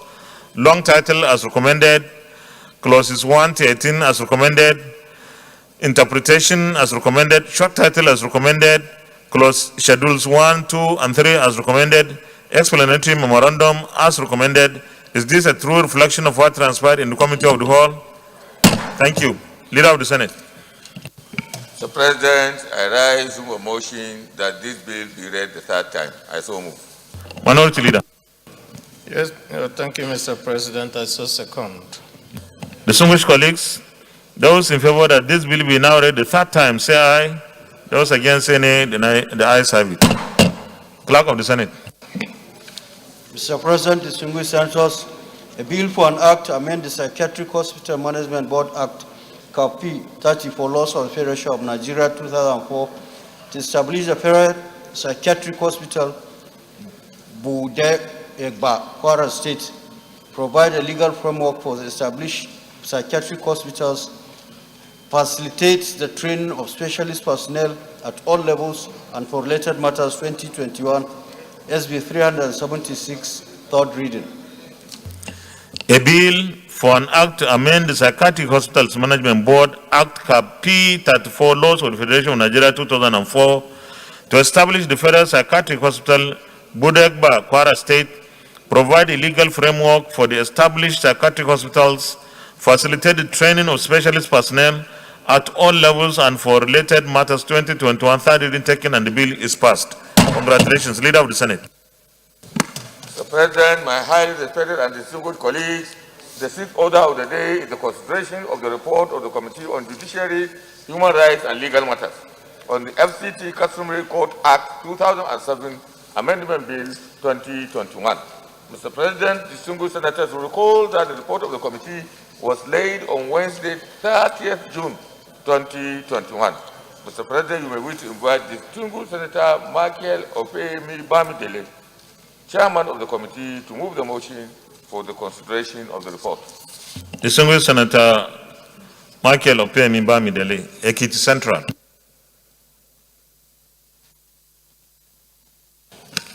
Mr. President, distinguished colleagues, I am Michael Opeyemi Bamidele. I represent Ekiti Central Senatorial District. Mr. President, I do move that the Senate do consider the report of the Committee on Judiciary, Human Rights and Legal Matters on the Federal Capital Territory Customary Court Act 2007 Amendment Bill 2021 SB 315. Mr. President, I so move. Distinguished Senator Kola Balogun. Mr. President, distinguished colleagues, my name is Kola Balogun. I represent Oyo South Senatorial District. I rise to second the motion as moved by Senator Okoyemi Bamidele that the Senate should consider the report of the Committee on Judiciary, Human Rights, and Legal Matters. I so second, Mr. President. Thank you. Distinguished colleagues, those in favor of the motion that the Senate do consider the report of the Committee on Judiciary, Human Rights, and Legal Matters on the Federal Capital Territory FCT Customary Court Act 2007 Amendment Bill 2021 say aye. Those against say nay. The ayes have it. Chairman, present the report, please. Thank you, sir. Mr. President, distinguished colleagues, report of the Senate Committee on Judiciary, Human Rights, and Legal Matters on a bill for an act to amend the Federal Capital Territory Customary Court Act 2007 to alter the quorum of the court for the purpose of ensuring timely dispensation of justice, expand the jurisdiction of the court to include the trial of criminal matters and for related matters. The Federal Capital Territory Customary Court Act 2007 Amendment Bill was sponsored by distinguished Senator Michael Okoyemi Bamidele, Ekiti Central Senatorial District, as a stakeholders bill. The bill was read for the first time on Thursday, 27 February 2020. At the plenary sitting on Thursday, 12 March 2020, the Senate debated on the general principles of the bill. After extensive debates, the bill was read the second time and referred to the Senate Committee on Judiciary, Human Rights, and Legal Matters for further legislative action. Via order of referral dated Tuesday, 17. In the course of time, I am moving to paragraph 4.0, legislative action. In furtherance of this assignment, the committee relied on the legislative framework earlier agreed upon as the way forward.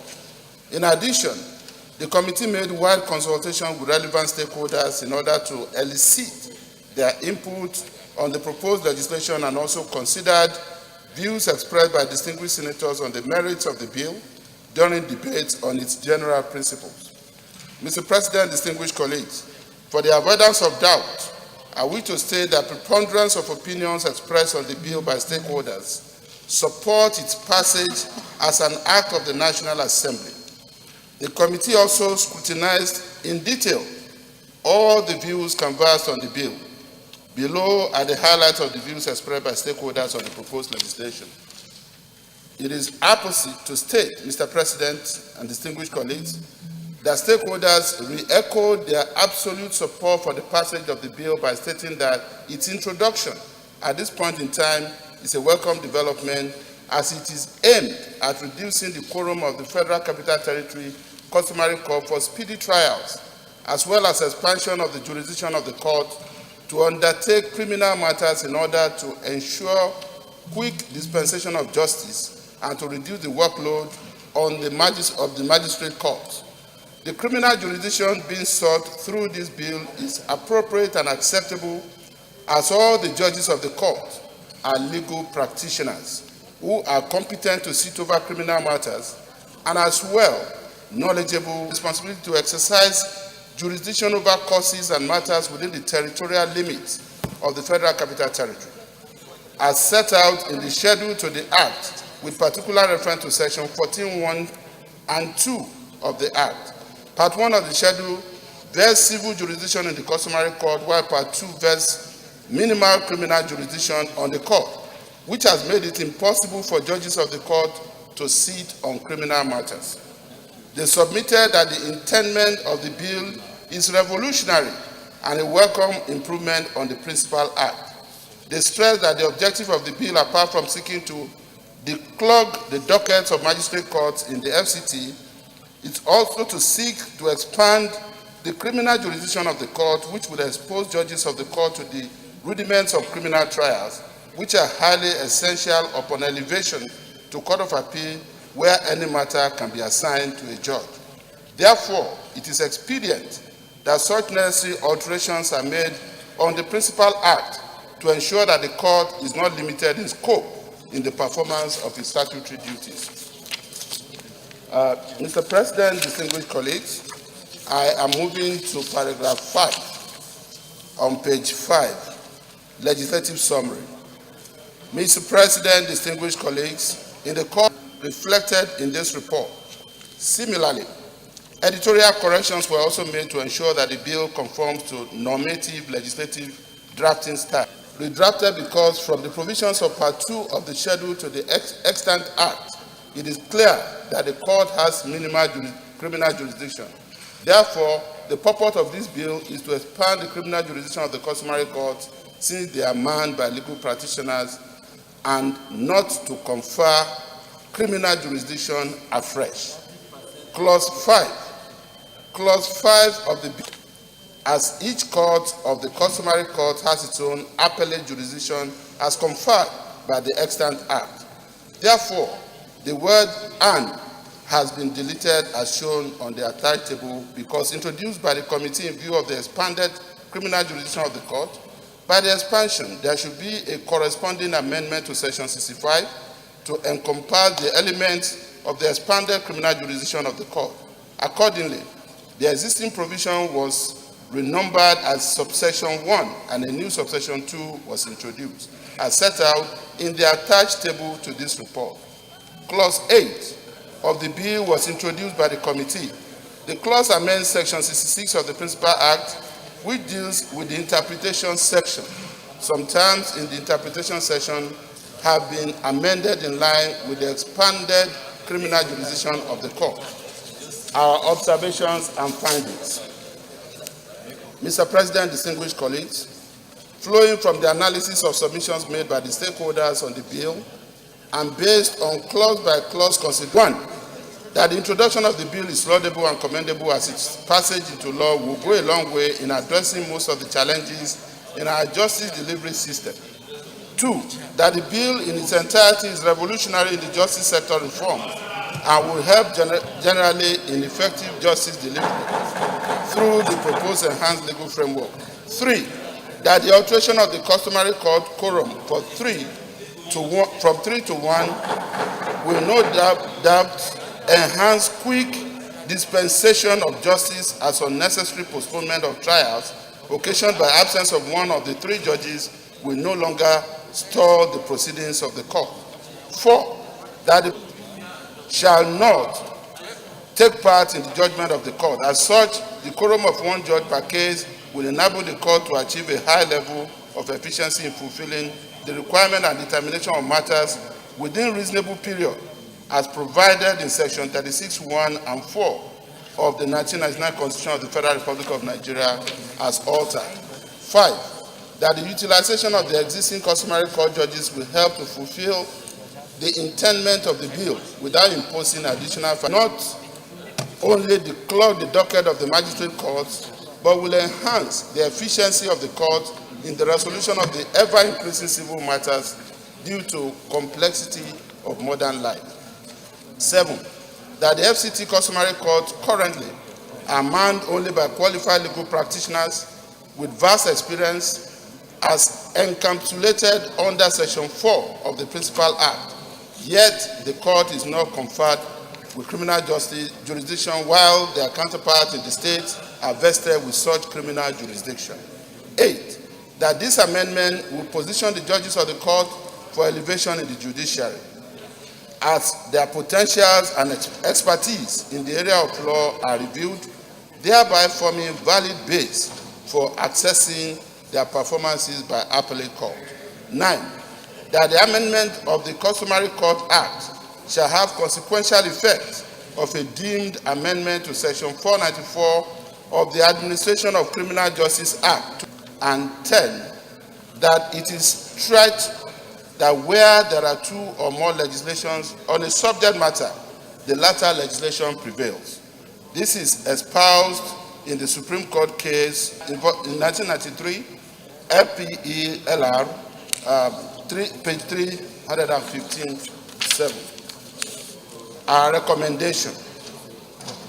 The Senate Committee on Judiciary, Human Rights and Legal Matters do pass the Federal Capital Territory Customary Court Act. And distinguished colleagues, On behalf of members of the committee, I wish to express our gratitude for this opportunity to serve you and our colleagues and the people of the Federal Republic of Nigeria. Thank you so much, Mr. President. I so submit. Thank you, distinguished Bamidele. Any comments, leader? I rise to move a motion for this distinguished chamber to resolve into plenary to consider this report. I so move. No, committee of the whole. The whole. Minority leader. Thank you, Mr. President. I so second. Distinguished colleagues, those in favor of the motion that the Senate resolves into committee of the whole to consider the report, say aye.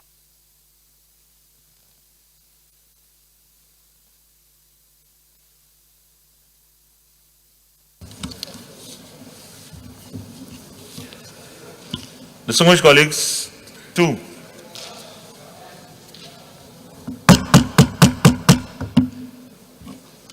Those in favor that clauses 1, 2, and 3 stand part of the bill, say aye. Those against, say nay. The ayes have it. Clause 4 on page 3, clause 5, clause 6, clause 7. Those in favor that those clauses stand part of the bill, say aye. Those against, say nay. The ayes have it. Clause 8 and 9. Those in favor that clauses the bill, say aye. Those against, say nay. The ayes have it. Those in favor that the short title stands part of the bill, say aye. Those against, say nay. The ayes have it. Those in favor that the schedule stands part of the bill, say aye. Those against, say nay. The ayes have it. The long title stands part of the bill, say aye. Those against, say nay. The ayes have it. Leader of the Senate. Mr. President. Thank you, Mr. President. I so second. Distinguished colleagues, those in favor that the Senate reverse plenary for the child to report progress, say aye. Those against, say nay. The ayes have it.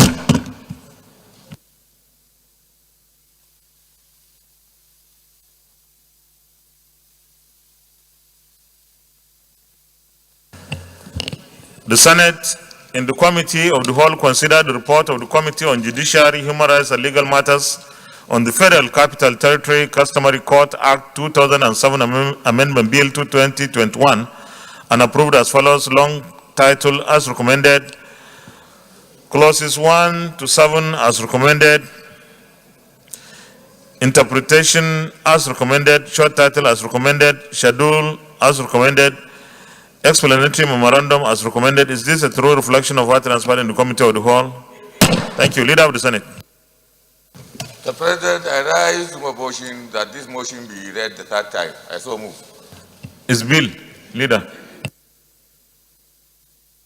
Yeah, I can see we are minority.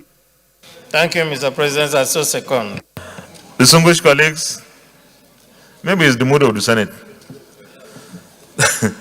Those in favor that this bill be now read the third time, say aye. Those against, say nay. The ayes have it. Clerk of the Senate. Mr. President, distinguished senators, a bill for an act to amend the Federal Capital Territory Customary Court Act 2007 to alter the quorum of the court for the purpose of ensuring timely dispensation of justice, expand the jurisdiction of the court, includes A bill for an act to amend the Federal Capital Territory Customary Court Act 2007 to alter the quorum of the court for the purpose of ensuring timely dispensation of justice, expand the jurisdiction of the court to include the trial of common criminal matters and for related matters, 2021, third reading taken, and the bill is passed. Congratulations, Leader of the Senate. Mr. President, my highly respected and distinguished colleagues, the seventh order of the day is the second reading of the Federal Orthopedic Hospital Lafiyaji Kwara State Establishment Bill 2021. The distinguished senators will recall that the bill was read the first time in this distinguished chamber on Wednesday, 3rd March 2021. Mr. President, you may wish to invite the distinguished Senator Sadiq Suleiman Umar to move the motion for the bill to be read the second time. Distinguished Senator Sadiq Suleiman Umar. Thank you, Mr. President. My distinguished colleagues, I am Sadiq Suleiman Umar. I represent Kwara North. Mr. President, my distinguished colleagues, I move the motion to lead the debate on the bill that seeks to amend the Orthopedic Hospital Management Board, CAP 010, LFN 2004. You may proceed. Mr. President, distinguished colleagues, you will recall this bill was read for the first time in this hallowed chamber on Wednesday, the 3rd March 2021. Mr. President, distinguished colleagues, this bill seeks to amend the Orthopedic Hospital Management Board, CAP 0010 LFN 2004. The management of this institution is informed by importance of care for patient health. This field of medicine has become much more complex. Patients should understand the importance of good orthopedic care to ensure they stay healthy. Orthopedics is a specialty of medicine that is concerned with the musculoskeletal system. This system is responsible for many important functions, including running, jumping, and swimming. This leads to health complications as people age. As a result, the need for orthopedic hospitals has risen significantly in recent years. The number has increased significantly in the last few decades. It will probably continue to increase in the future as the population ages and society becomes more aware of the causes of bone and muscular problems. There are a variety of reasons that orthopedic hospitals play a crucial role in improving patient health. Here are some of the most common health problems that they may help address. Diagnosis and treatment from traumatic events such as falls, and these problems are becoming more frequent over time, which is forcing people to seek state-of-the-art treatment options. The role of orthopedic hospitals will play an even more important role in the medical profession. The federal orthopedics, fractures, joint pain, sports injuries, arthritis, and other injuries and conditions, in addition to the minimally invasive and advanced surgical procedures. It will also offer a new approach to health care that focuses on compassionate, personalized attention for every patient and the very best specialists and advanced treatments in the orthopedic field. This bill is a response to cries of my constituents, especially those in densely populated areas, who daily watch helplessly their wards suffers pains due to lack of well-equipped orthopedic and other related ailments, where their ailments can be properly diagnosed and adequate treatment given. Densely populated urban and rural communities are worse hit. Their poor economic situation makes resort to patronizing private hospitals near impossible. The Federal Orthopedic Hospital, like its counterparts around the world, is and developing innovative means of tackling the nominal health, maintain and operate hospitals so as to provide facilities for diagnosis, prevention, curative, and rehabilitative service in medical treatment. To support an effective and cost-effective medical services to Nigerians, our President, the hospital will provide services in specialized sports injury, degeneration, and my fellow distinguished colleagues to take a giant step in the right direction by supporting this bill for second reading and also backing its accelerated passage. Mr. President, my highly respected colleagues, in line with Order 77 sub 3 of our standing rules, the financial compendium is hereby attached. I urge you all to support this bill for the second reading. Thank you, Mr. President. Senator Issa Jibrin. To support the second reading of this very important bill, because I have a similar experience. I presented a bill some time ago in respect of an orthopedic hospital in my area, Supplementary district. So I'm very conversant with what my distinguished colleagues has mentioned. I want to strongly support the second reading of this bill because as it is today, the number of orthopedic hospitals in Nigeria compared to far away from most of this population where some of these people reside, at times between when, for example, an accident takes place and the next orthopedic hospital in Nigeria, people die in the process because they cannot be attended to on time. So I want to suggest that the Federal Ministry of Health should assist us in this regard, because in my presentation, when the woman from the Federal Ministry of Health came to the presentation we made some time ago, I think about 2 weeks ago, she was of the opinion that there is a need to strengthen the position that, look, while they are concerned with cost saving, we are concerned more with life saving. Because between the point of these accidents, or where this from Kwara, that an orthopedic hospital should be sited in that location, in addition to other orthopedic hospital locations in Nigeria. I mean, the most important thing, and like everybody knows, for every government, the life of the citizens is paramount. The government, even if it is on a smaller scale around the whole country, so that Nigerians can benefit from the various centers that will be eventually created. So I very much support the creation or the establishment of this orthopedic hospital, in addition to other orthopedic hospitals. Is anybody against the bill? Those in favor that this bill be now read the second time, say aye. Those against, say nay. The ayes have it. Clerk of the Senate. Mr. President, distinguished senators, a bill for an act to amend the Orthopedic Hospital Management Board Act, Cap 010, Laws of the Federation of Nigeria 2004, to provide for the establishment of the Federal Orthopedic Hospital, Lafiaji, Kwara State, and for other related matters, 2021, SB 660, second reading. A bill for an act to amend the Orthopedic Hospitals Management Board Act, Cap 010, Kwara State, and for other related matters, 2021, second reading taken, and the bill is referred to the Committee on Health, Secondary and Tertiary. The eighth order of the day is the second reading of the Explosives Act, Cap E33, Laws of the Federation of Nigeria 2004, Repeal and Re-enactment Bill 2021. Distinguished senators will recall that the bill was read the first time in this chamber on Wednesday, 23rd June 2021. Mr. President, we wish to invite distinguished Senator Umar Tanko Almakura to move the motion for the bill to be read the second time.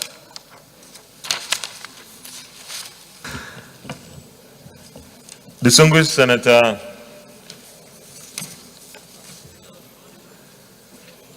Tanko Almakura.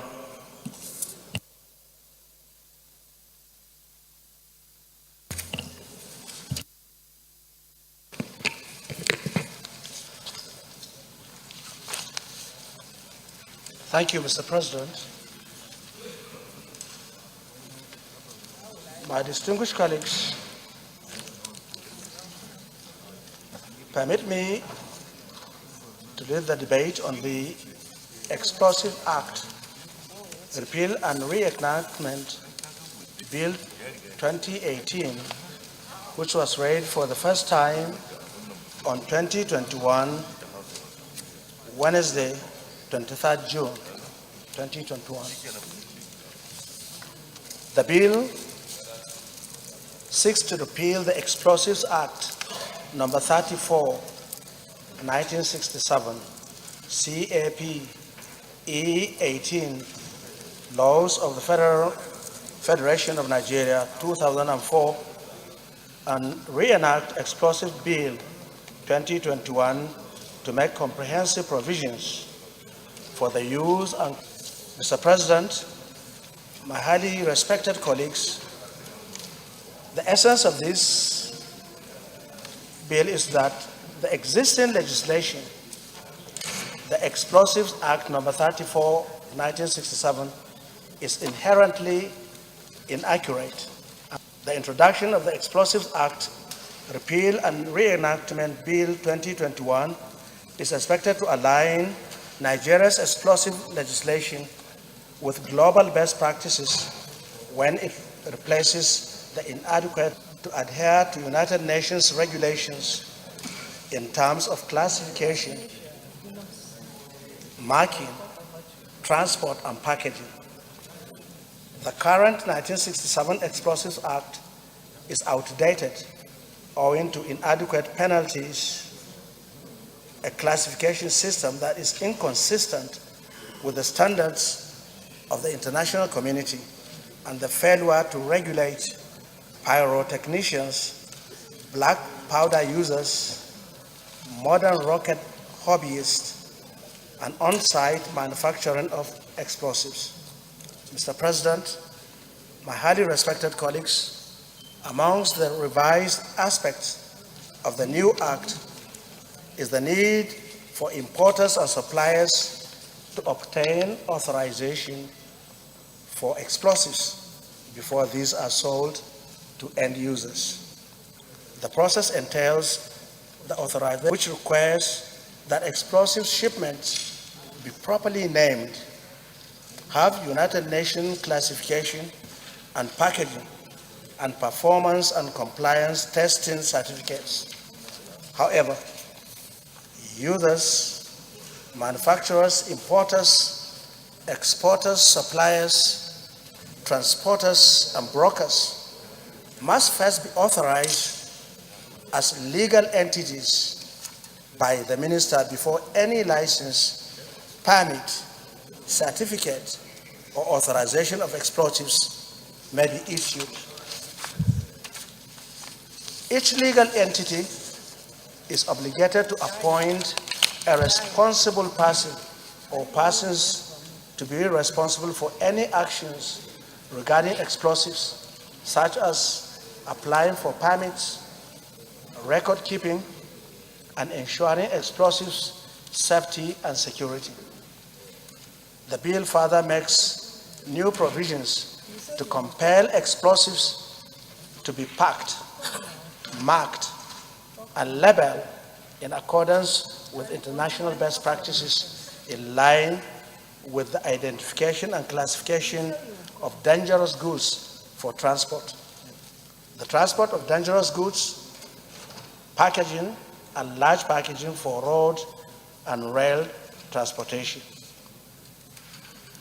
The bill also provides adequate provision for all modes of transportation, with all vehicles transporting explosives on public roads needing to be licensed by the minister.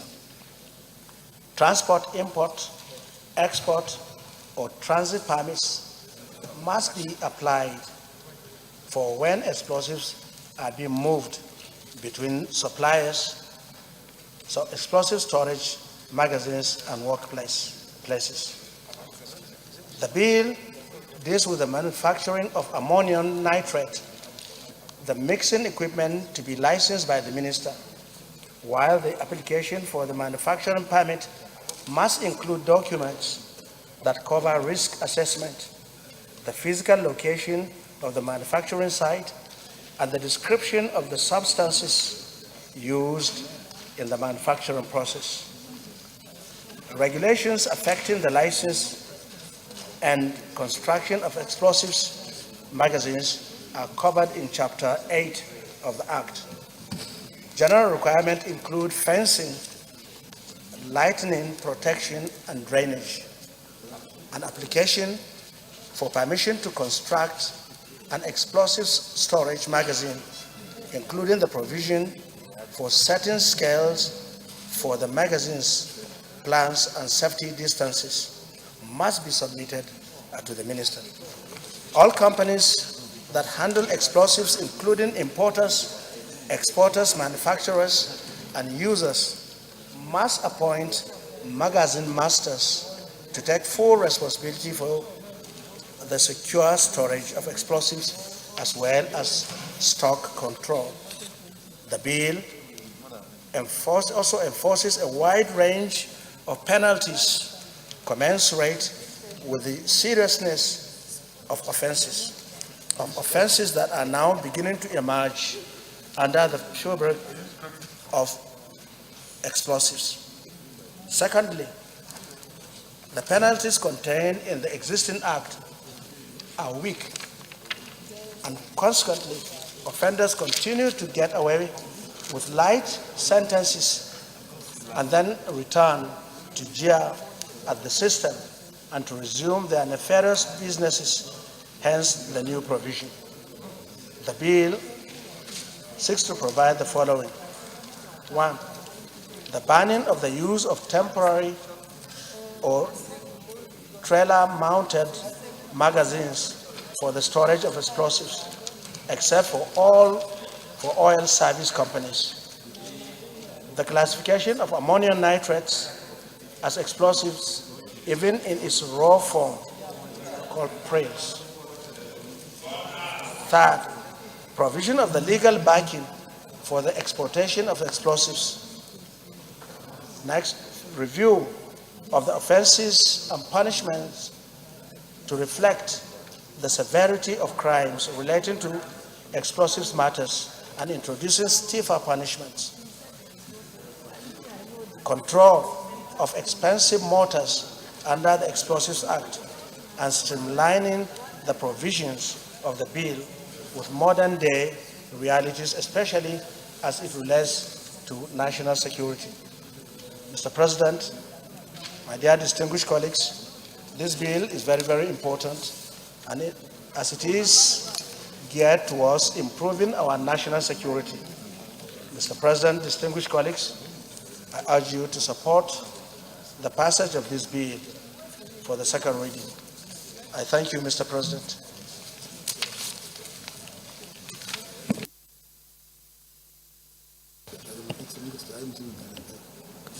Distinguished Senator Godia Akwashiki.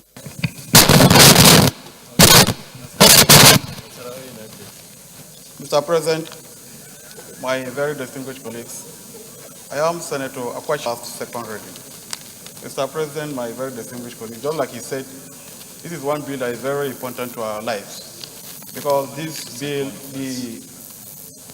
the number 34, 1967, is outdated because it's no longer represent or meet the international standards classification that equals to the light of the day. It also revise the aspects of the need of improvement and legal backing for the ministry to know who are qualified for and when to issue license. And you also control the way loads are parked or vehicles are parked. It will give them the road direction to park so that it will limit the way the traffic accidents are going in the country. Mr. President, my very distinguished colleagues, I urge all of us to support this bill to pass second reading. Thank you. Deputy Leader. Mr. President, my name is Robert Borofis, representing Ondo North. I want to congratulate the mover of this bill, which I consider very, very important. Explosives are instruments of mass destruction, which we have witnessed. System is not well regulated, especially the ammonium nitrate baking agent. We get into the hands of insurgents. They can use it to create a major havoc in the society. Mr. President, many banks have been robbed by people using explosives to break the banks, to break into the strong rooms, to cut away millions of naira. And in so doing, many lives are lost. Mr. President, about a year ago, there was an accident in Akure in Ondo State, where when a vehicle carrying explosives had an accident, the tremor generated travel as far as about 10 kilometers from the site. It created a crater, a big crater, and up to now, nobody has been able to identify the owner of those explosives, even the vehicle that conveyed it. Mr. President, distinguished colleagues, I believe that a very stringent regulation in line with international practice will be very, very important to monitor. I strongly support this bill, and I want to appeal to my colleagues to support it for the second reading. Thank you, Mr. President. Is anybody against the bill? Those in favor that this bill be now read a second time, say aye. Those against, say nay. The ayes have it. Clerk of the Senate. Mr. President, distinguished senators, a bill for an act to repeal the Explosive Act Cap 34, 1967, Cap E18, laws of the Federation of Nigeria, and enact Explosive Bill 2021, to make comprehensive provisions for the use and control of explosives and for other connected matters therein, 2021, SB 749, second reading.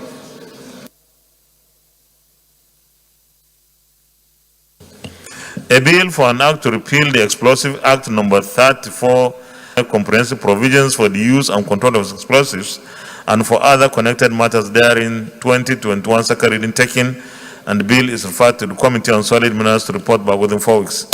Leader of the Senate. Mr. President, my highly respected and distinguished colleagues, the ninth order of the day is the second reading of the Federal University of Education Newman Establishment Bill 2021.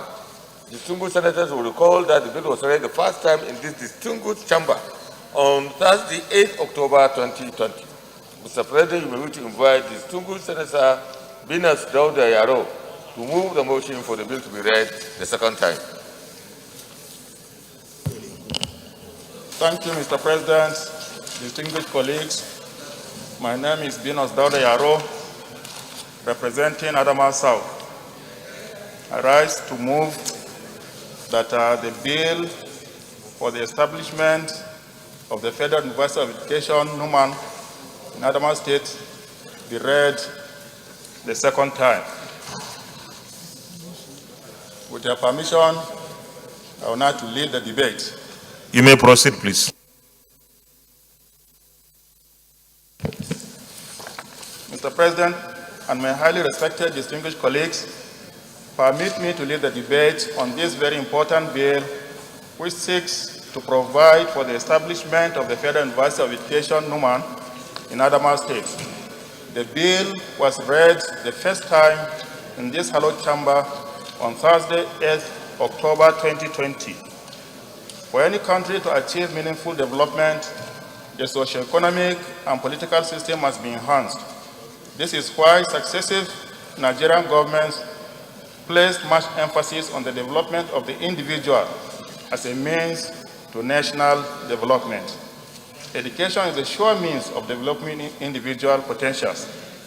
Little wonder, therefore, that the National Policy on Education 1981 postulates that education is, in quote, the greatest investment that the nation can make for the quick development of its economic, political, sociological, and human resources, quote closed. Among the various educational institutions through which the nation hopes to achieve its developmental goals, specialized universities of education should take preeminence because they are set up to train the trainers.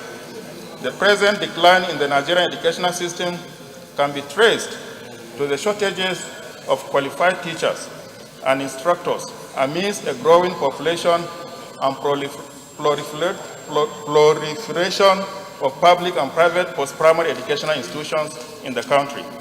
This decline is manifested in the poor results students turn out in WAEC, NECO, and JAM examinations. Year in, year out, we have experienced poor performance of our students in these examinations due to the absence of quality teachers in our secondary schools. The recently released JAM results speak volumes about the very poor state of education in the country. The development of a sound and robust educational system in any country is therefore predicated on the availability of qualified and well-trained teachers to impact the required knowledge on the students.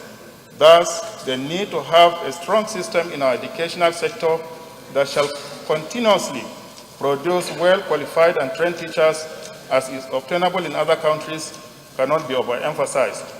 This is the fundamental justification for the establishment. Mr. President, distinguished colleagues, undoubtedly, the realization that universities of education are tools for national development have led to an unbridled quest for and vigorous expansion of such institutions in Nigeria. Broadly, a University of Education's main functions, among others, are to contribute significantly in meeting, in numerical terms, the growing needs of a highly motivated and efficient classroom teacher for primary and secondary level education.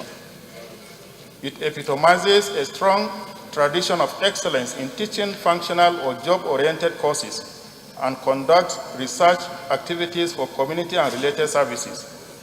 It also imparts to its students the occupational knowledge and skills needed for the teaching of technology relevant to the Nigerian economy, as well as develop the capacities for national self-management. And 4, to arrest the falling standard of education in Nigeria, occasioned by inadequacy of qualified teachers for the growing number of educational institutions in the country. The objectives of the university, as outlined in the bill, among others, include to encourage the advancement of learning to all persons without distinction of race, creed, sex, or political conviction. B, to develop and offer academic and professional programs leading to the award of certificates, diplomas, first and higher degrees, and postgraduate research in all fields of education, with emphasis on educational planning and teaching in all subjects covering developmental and adaptive skills, technology, applied sciences, agriculture, commerce, arts, social sciences, humanities, management, and allied professional disciplines. C, to produce socially mature professional educators with capabilities to not only understand educational needs of Nigeria as a nation, but also to exploit existing educational infrastructure and improve on it and develop new ones. Postgraduate training, research, and innovation for effective economic utilization and developing the country's human resources. E, to bring quality change in the education sector by focusing on teacher in training, research, and development of education with a view to promoting governance needs of the society, with a view to finding solutions to them within the context of overall national development. Mr. President, my most respected and distinguished colleagues, having enumerated the objectives of the bill, it is pertinent to briefly explain the choice of Numan as the location of the university. Historically, Numan arguably ranks in the same class with such cities and towns like Zaria, Bida, Kefi, Lorin, etc. Girls' boarding school established in the whole of northern Nigeria was in 1926 in Numan.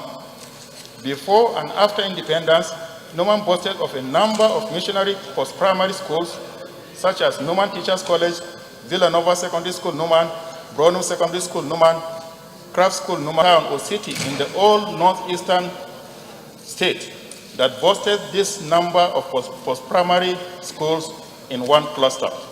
These other cities and towns that have been known to be more tertiary institutions, but not Numan.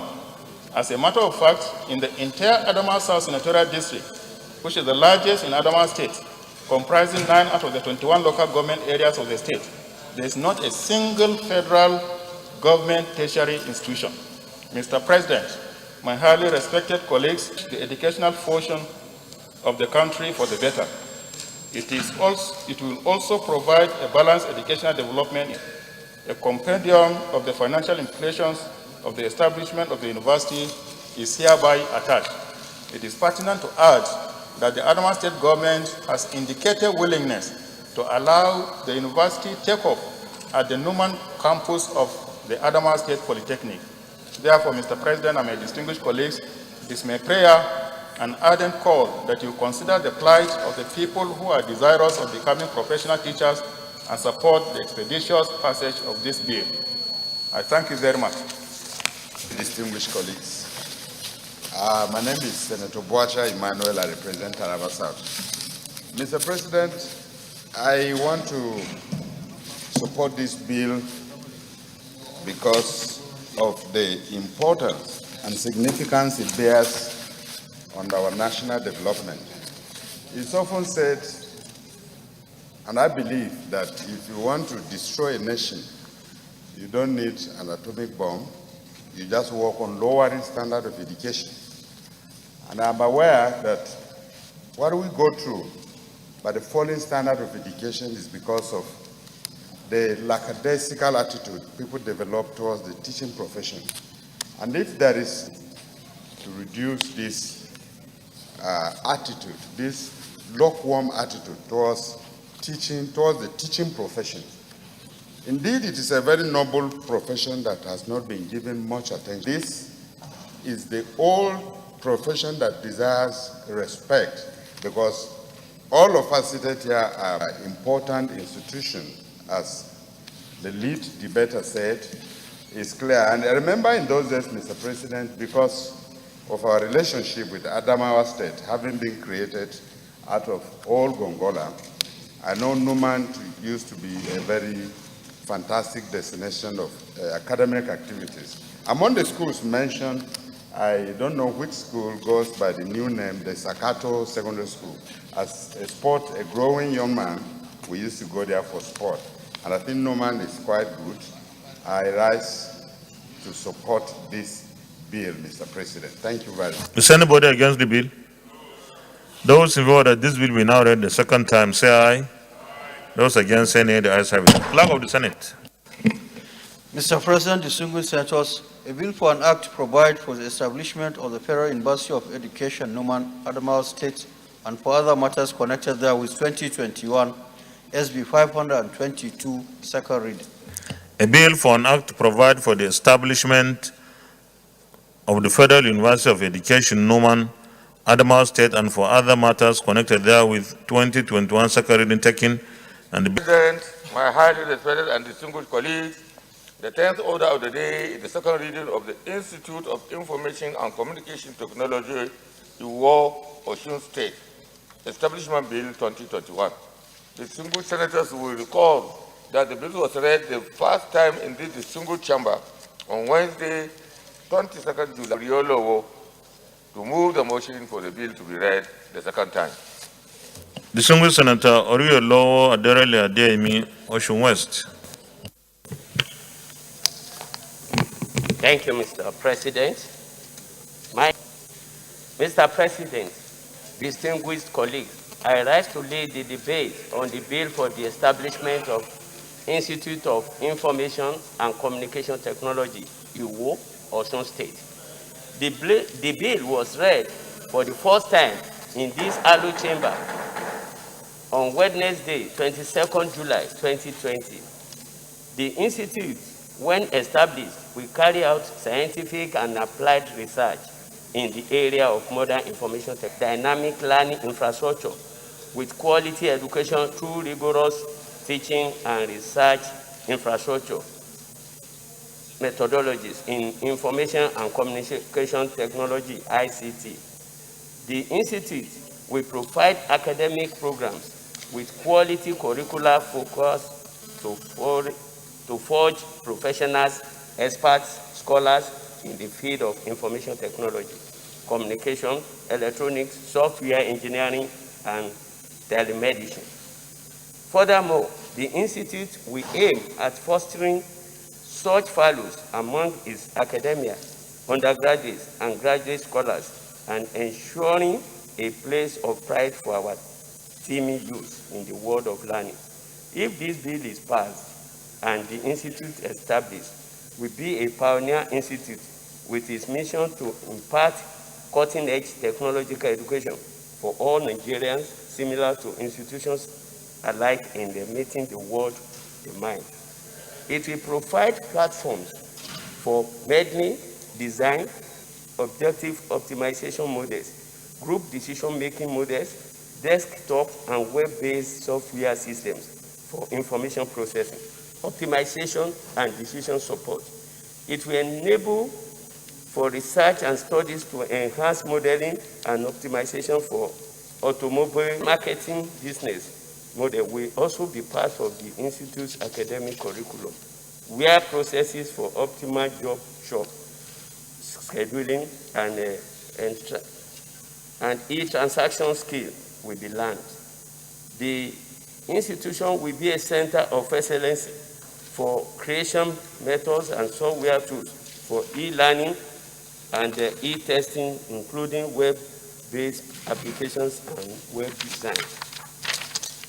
In today's society, we own smartphones, iPads, computers, and many other forms of technology as means of communication. Our trading system is being transformed technologically and enhancing financial inclusion. So, for example, online shops are platforms for building and selling various products and services.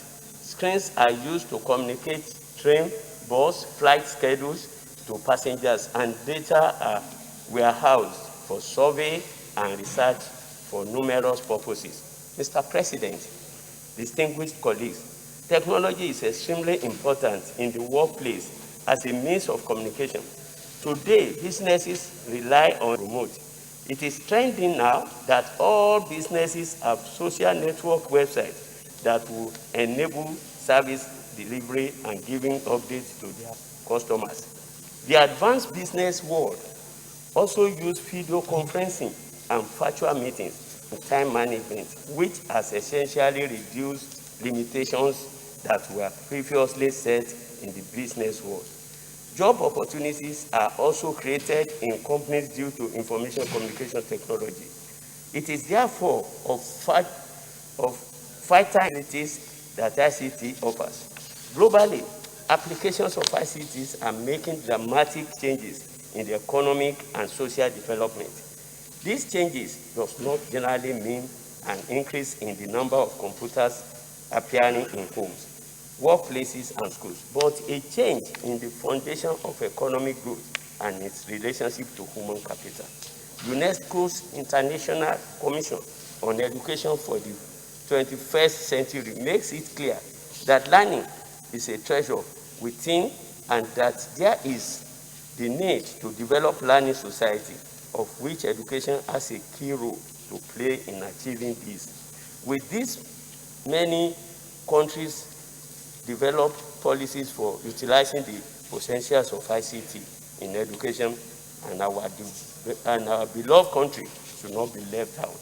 Mr. President, distinguished colleagues, it is in my view of the foregoing that this bill, which seeks for an act to establish an Institute of Information and Communication Technology in Iwo, Osun State, and for other matters connected therewith, is sought to be passed into law. It is my belief that if this institute is established, it will provide a learning field for which experts in ICT will be produced, which will undoubtedly be beneficial to our beloved country, because operating in an ICT world will become even easier. Some of our universities and polytechnics might have produced graduating students in computer science and ICT-related courses, but the curriculum of proposed institute is entirely ICT, with the sole aim of producing experts in ICT-related fields of study.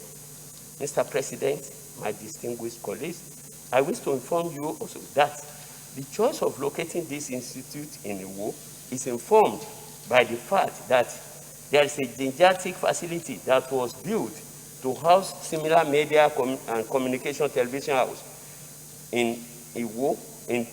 There is lying fallow and idle since 1983. However, the community has been jealously protecting both the buildings and other equipment therein safe ever since. It is my belief that this facility will drastically reduce cost of establishing this institute in Iwo if the bill is graciously supported. It is also my humble view that this bill should be allowed to pass because it will be an entirely premier ICT institute in Nigeria. And if it is allowed to pass, it will create mechanism for providing more scholarly approach to ICT in Nigeria and emergence of more experts in this field in our great country, Nigeria.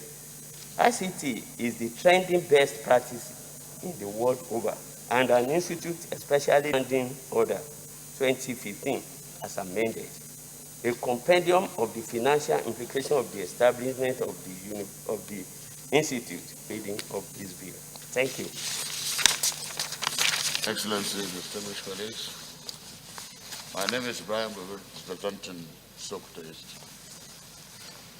I rise in support of this very important bill for the establishment of information and communication technology in Osun State. The simple reason is that with the establishment of this institute, it will go a long way in actually helping Nigeria to produce software engineers, to produce robots engineers, to also produce a lot of things concerning the artificial intelligence. And in that kind of situation, we'll be self-sufficient. We would be able to, to take care of the situation whereby attacks on cyber security will be monitored and checked. Skills will be acquired for the decoding of information on artificial intelligence, and then at the same time, taking care of all these cyber security is well equipped to do what we want them to do. But I believe with the establishment of this institution, a lot of things will be done because it's going to be well equipped and they can be able to design interested in acquiring skills on cyber security, which is the main thing that is affecting the whole world today. So I therefore support. Those in favor that this bill be now read a second time, say aye. Those against, say nay. The ayes have it. Clerk of the Senate. Mr. President, distinguished senators, a bill for an act to provide for the establishment is 486, second reading. Is it U or Iwo? Iwo? I-O? I-W-O? Okay. A bill for an act to provide for the establishment of the Institute of Information and Communication Technology, IWO, Osun State, and for other matters connected there with 2021 second reading taken, and the bill is referred to the Committee on Tertiary Institutions and Third Fund to report back within 4 weeks. Leader of the Senate. Mr. President, Premises Act 1945, repeal and re-edit 29th June 2021.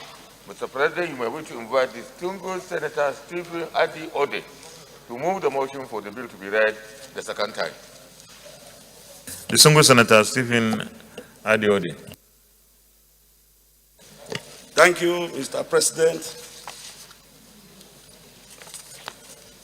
Distinguished colleagues, my name is distinguished Senator Stephen Adi Ode. I represent the good people of Cross River North.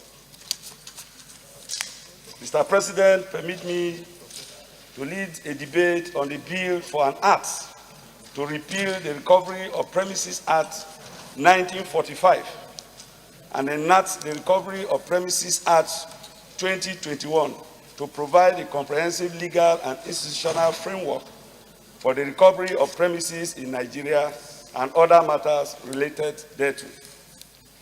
Mr. President, distinguished colleagues, thank you for the opportunity offered me to lead a debate on this bill, which was read for the first time in the floor of this hallowed chamber on Tuesday, 29 June 2021.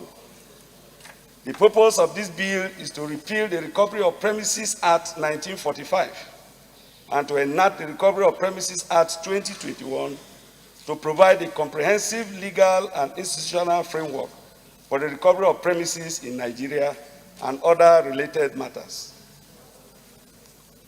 To start with, the Recovery of Premises Act 1945 is part of our colonial heritage. Our colonialists have over the years made several amendments to the laws handed over to us, but we have never introduced any amendment to bring the law in line with modern day realities. Mr. President, distinguished colleagues, it is not in doubt that the law as it is was primarily meant to be a shield for tenants against the high-handedness of unscrupulous landlords.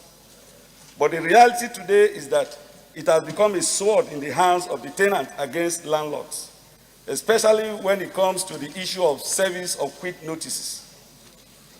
Mr. President, distinguished colleagues, this development has impacted negatively on our housing sector as investors now shy away from property development owing to the unimaginable losses accrued by property developers as a result of unwillingness of tenants to satisfy their obligation to landlords, using the weaknesses in the Act under reference. Presently, This, no doubt, is partly attributable to the loss suffered by landlords who ventured into the sector. The law seeks to compel tenants and landlords to be more responsible and awake to their obligation under a tenancy contract. Also, provisions are made spelling out the obligation of both landlords and tenants in a more elaborate manner. Another very important area is the confusion that has arisen from judicial decisions as to whether a tenant who is in default in the payment of rent is entitled to the service of notice to quit, or whether such tenant loses the right after such default. This bill seeks to cure that confusion by stipulating that where a tenant is in default of a payment of rent as at when due, he loses the right to service of notice to quit, but can only be served with a 7 days notice or owner's intention to apply to recover possession. Mr. President, distinguished colleagues, with this innovation, investors' confidence will be rekindled to venture into the housing sector in order to solve the housing deficit problem bedeviling our nation. There are other innovations that have been introduced by this proposed amendment, such as the increase of the sum captured in the previous legislation. For instance, what a sum of 20 naira could afford as at 1945, when the old legislation came into force, cannot be afforded with the same sum today, owing to the fall in the value of our currency. This area has also taken care of the proposed amendment by substituting the sum in the old act with some that are realistic in our present day. Mr. President, distinguished colleagues, it is also worth pointing out that under the new law, as proposed, adjournment in tenancy matter will not exceed 2 weeks in order to ensure that tenancy matters are decided expeditiously. Again, I believe this will arouse a new passion for property development, which will in turn result in the provisions of housing for all and possibly reduce the cost of housing in the Federal Capital Territory and other states who may adopt the law after its passage. Mr. President, very distinguished colleagues, flowing from all that I have said, and also considering the fact that this bill has no financial implication, I therefore most humbly solicit our great nation, Nigeria. Thank you, Mr. President, and Distinguished Senator Patrick Abamoro, Benue South. Thank you, Mr. President. My name is Comrade Abba Moro, Senator representing the very good people of the Benue South Senatorial District. Mr. President, distinguished colleagues, I think that this is one of those bills that should be supported by all of us. Because, Mr. President, a law of 1945, still in operation in Nigeria in the 21st century, certainly desires some repeal, let alone the amendment that is being proposed. Mr. President, you will recall that in the past we have come through so many bills that are colonial handovers. And because of that, present-day realities dictate that, especially in the 9th Senate, that we should look in the direction of amending them to be in tandem with modern tendencies. It is in that regard, Mr. President, that I say if the recovery of premises law of 1945 empowers the tenant to hold the landlord to ransom, then it has become counterproductive because the implications here are very negative. Investors are discouraged, they no longer invest, our housing deficit continues to increase. And so, Mr. President, I think that these amendments that have been proposed to this law are in good faith, and they will make both the landlord and the tenant to come to some point of compromise responsibly, such that the law will not be injurious to the tenant and it will not hurt the landlord. And so, Mr. President, distinguished colleagues, I urge that we all support this bill for it to pass because it will lead to increased housing surplus for Nigerians. Thank you, Mr. President. Is anybody against the bill? Those in favor that this will be now read a second time, say aye. Those against, any the ayes have it. Clerk of the Senate. Mr. President, distinguished senators, a bill for an act to repeal the Recovery of Premises Act 1945 and enact the Recovery of Premises Act 2021 to provide a comprehensive legal and institutional framework for the recovery of premises in Nigeria and for other related matters 2021 SB 746, second reading. A bill for an act to repeal the Recovery of Premises Act 1945 and enact the Recovery of Premises Act 2021 to provide a comprehensive legal and institutional framework for the recovery of premises in Nigeria and for other related matters 2021, second reading taken, and the bill is referred to Committee on Judiciary, Human Rights and Legal Matters to report back within 4 weeks. Leader of the Senate. Mr. President, my highly respected and distinguished colleagues, Mr. President, my attention has just been drawn to the referral we made in respect of the establishment of the Institute of Information and Communication Technology, IGO, Osun State. It was referred to tertiary institutions and TETFAD, while it should have been referred to the Committee on ICT and our Committee on ICT. Okay, the bill is referred to the Committee on ICT to report back within 4 weeks. Leader of the Senate, continue.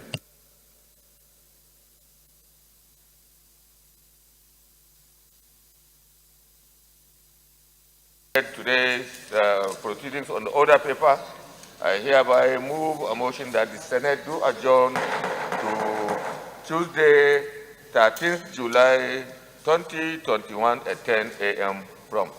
Minority Leader. Thank you, Mr. President. I so second. Distinguished colleagues, there's an announcement before I put the question on the adjournment. This is from the Senate Leader. Announcement, meeting of Senate PIB Harmonization Committee.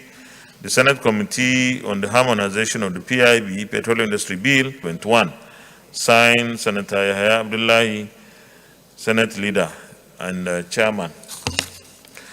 With that, distinguished colleagues, those in favor of the motion that the Senate do adjourn till Tuesday next week, the 13th day of July 2021 at 10 a.m. prompt, say aye.